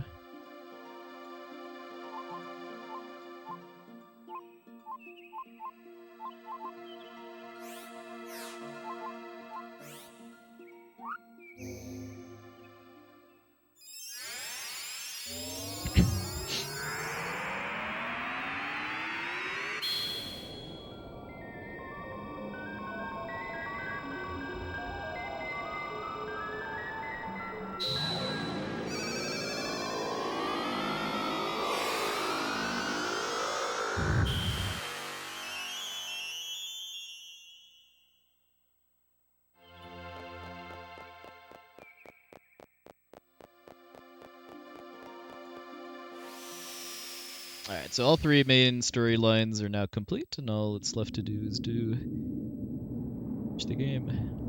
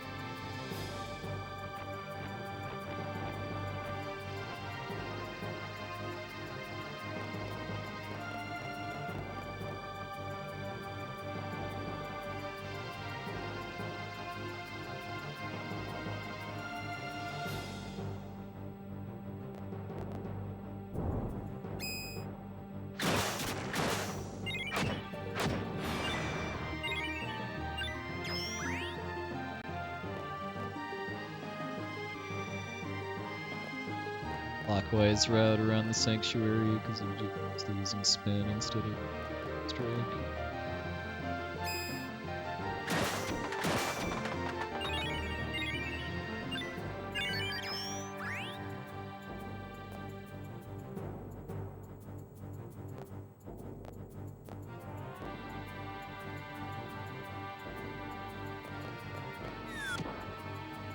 Yeah, for most of this run, once you've foraged the Killer Croquet Mallet, you kind of want to see as many item drops as possible, just because they're way faster to collect than experience and money, and having extra levels doesn't really matter that much. It's part of the speedrun build. It's what works out to be the most optimal weapon build for the type of combat we do in this category.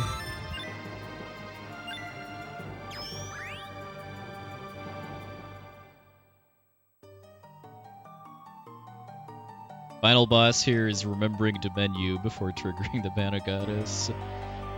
The only category that I've run, at least, that has a menu after this cutscene before you actually trigger the fight. Yeah, starting with the Blammo ST is pretty significant.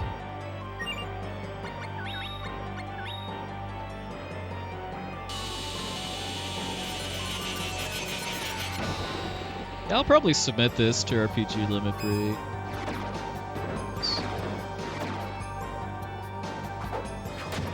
And GG.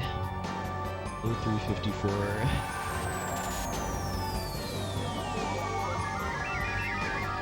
Alright, well that would have been a 353 if I hadn't sided with Dana, but progress! See the GGs, everybody? Always appreciated.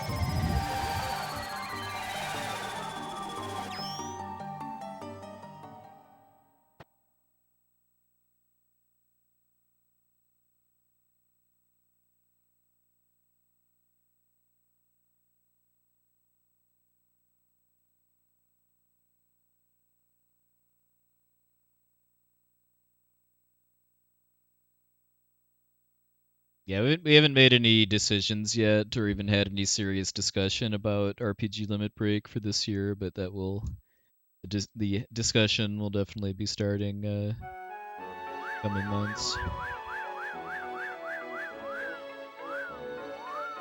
Yep, new PB for all storylines. 3 minutes and 14 seconds.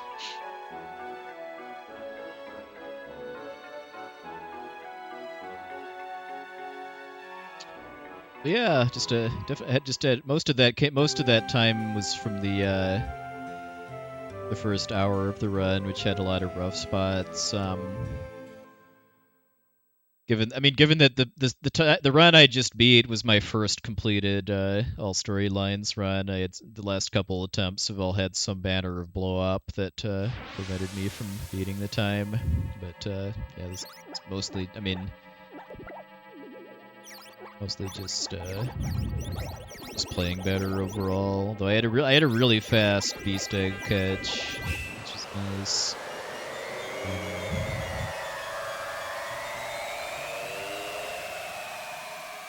Yeah, this big time save on Faerie's Light, I think, is mostly just menuing, because Faerie's Light has no combat in it, but in this category there's a bunch of extra shopping that has to be done as part of setting up for forging the mallet. Kind of a bad Laban fight and mind your own business. It was mostly my fault too. The RNG I got was pretty solid, but the first head was I killed pretty slowly because I didn't knock it far enough to the left before the red one exploded. After that, I still need to do some more practice on the non-Blammo Draconis fight. I either mistimed or mispositioned my my first spin, and then didn't get the combo after that. I had a very good Acrovator fight in this run. Gonna be some sadness, assuming Aggravator isn't as cooperative next time. Let's see, I had kind of a bad Jajara Phase 1, but Phase 2 was alright. So was Deathbringer. Oh yeah, Sierra, it wasn't too good either. Thing I do want to test is using Counter-Strike on both the Skeletal Soldier and Sierra, because it'll be a one-shot, but the question is a consistent one-shot.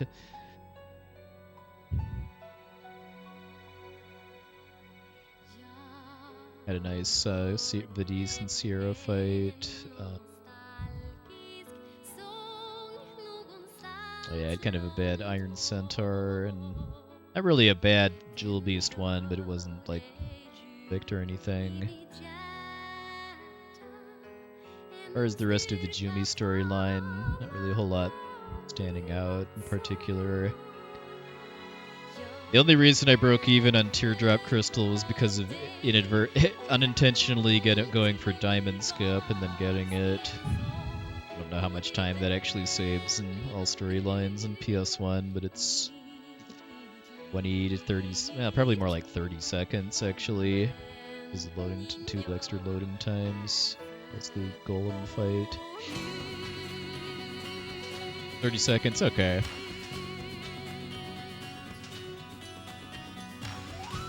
Because otherwise, my RNG for the Jewel collection wasn't that good. I know I had red and blue on the first puzzle, which is the slowest combination, and then I had red and green at one point, or no, green and blue, which is also a lot of backtracking.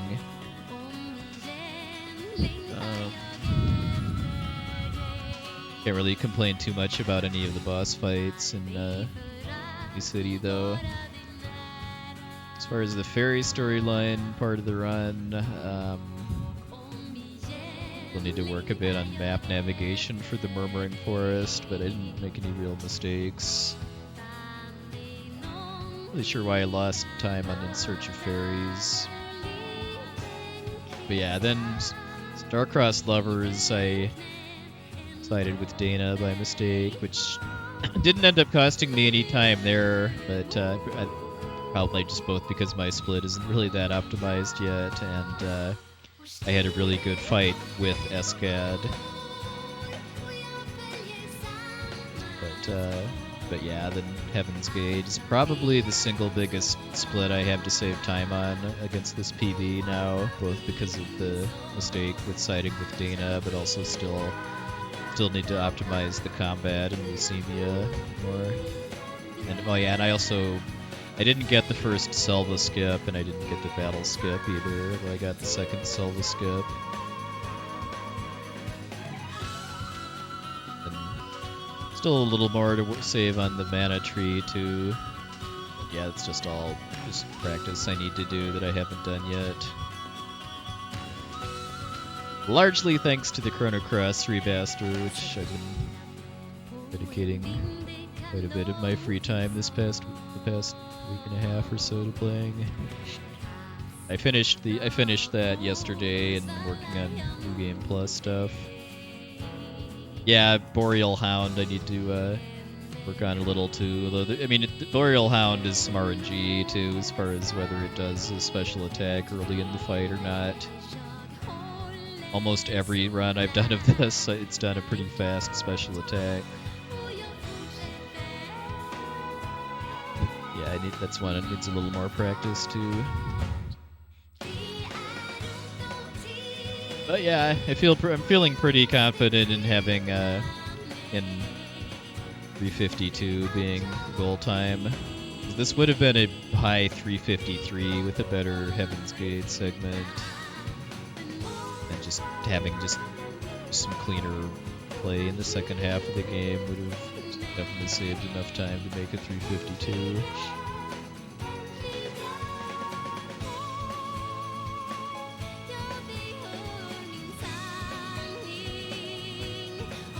Record is 348. I don't know what the seconds are, but I think it's 48.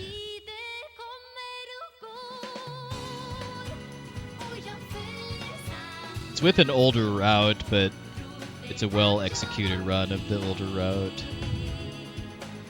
I don't know how much time this newer route actually saves just off of routing, but it's probably not like multiple minutes at least, I would guess.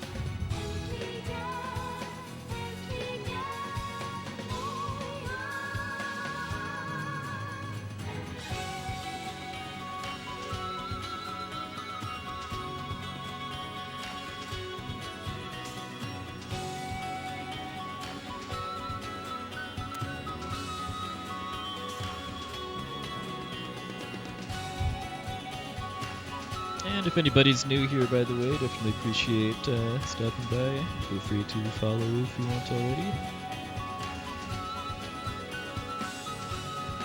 This is the game I've been running pretty much exclusively for about the past 6-ish months or so, and I do a couple more runs to go for a 352 at this, but then probably almost certainly gonna be moving on to something else after that. What the something else is still to be determined, but yeah, it's kind of hard. It's kind of weird to think that I've been running this game that long, but I like to credit just how different the different categories are and how they all have unique challenge. That's why my interest is held up that long. Glad to hear it, Jason. Hope to see you again for.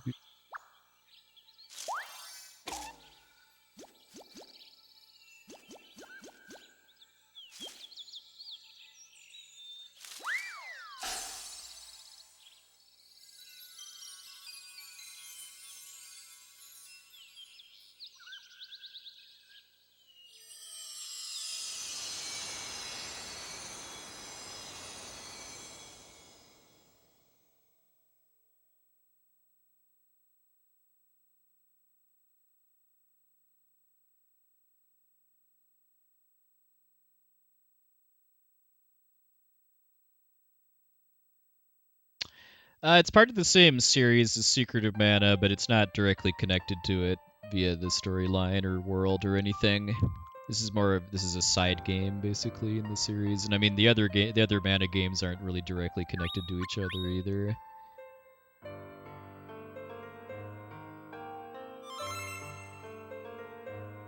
"404 Mana tree not found."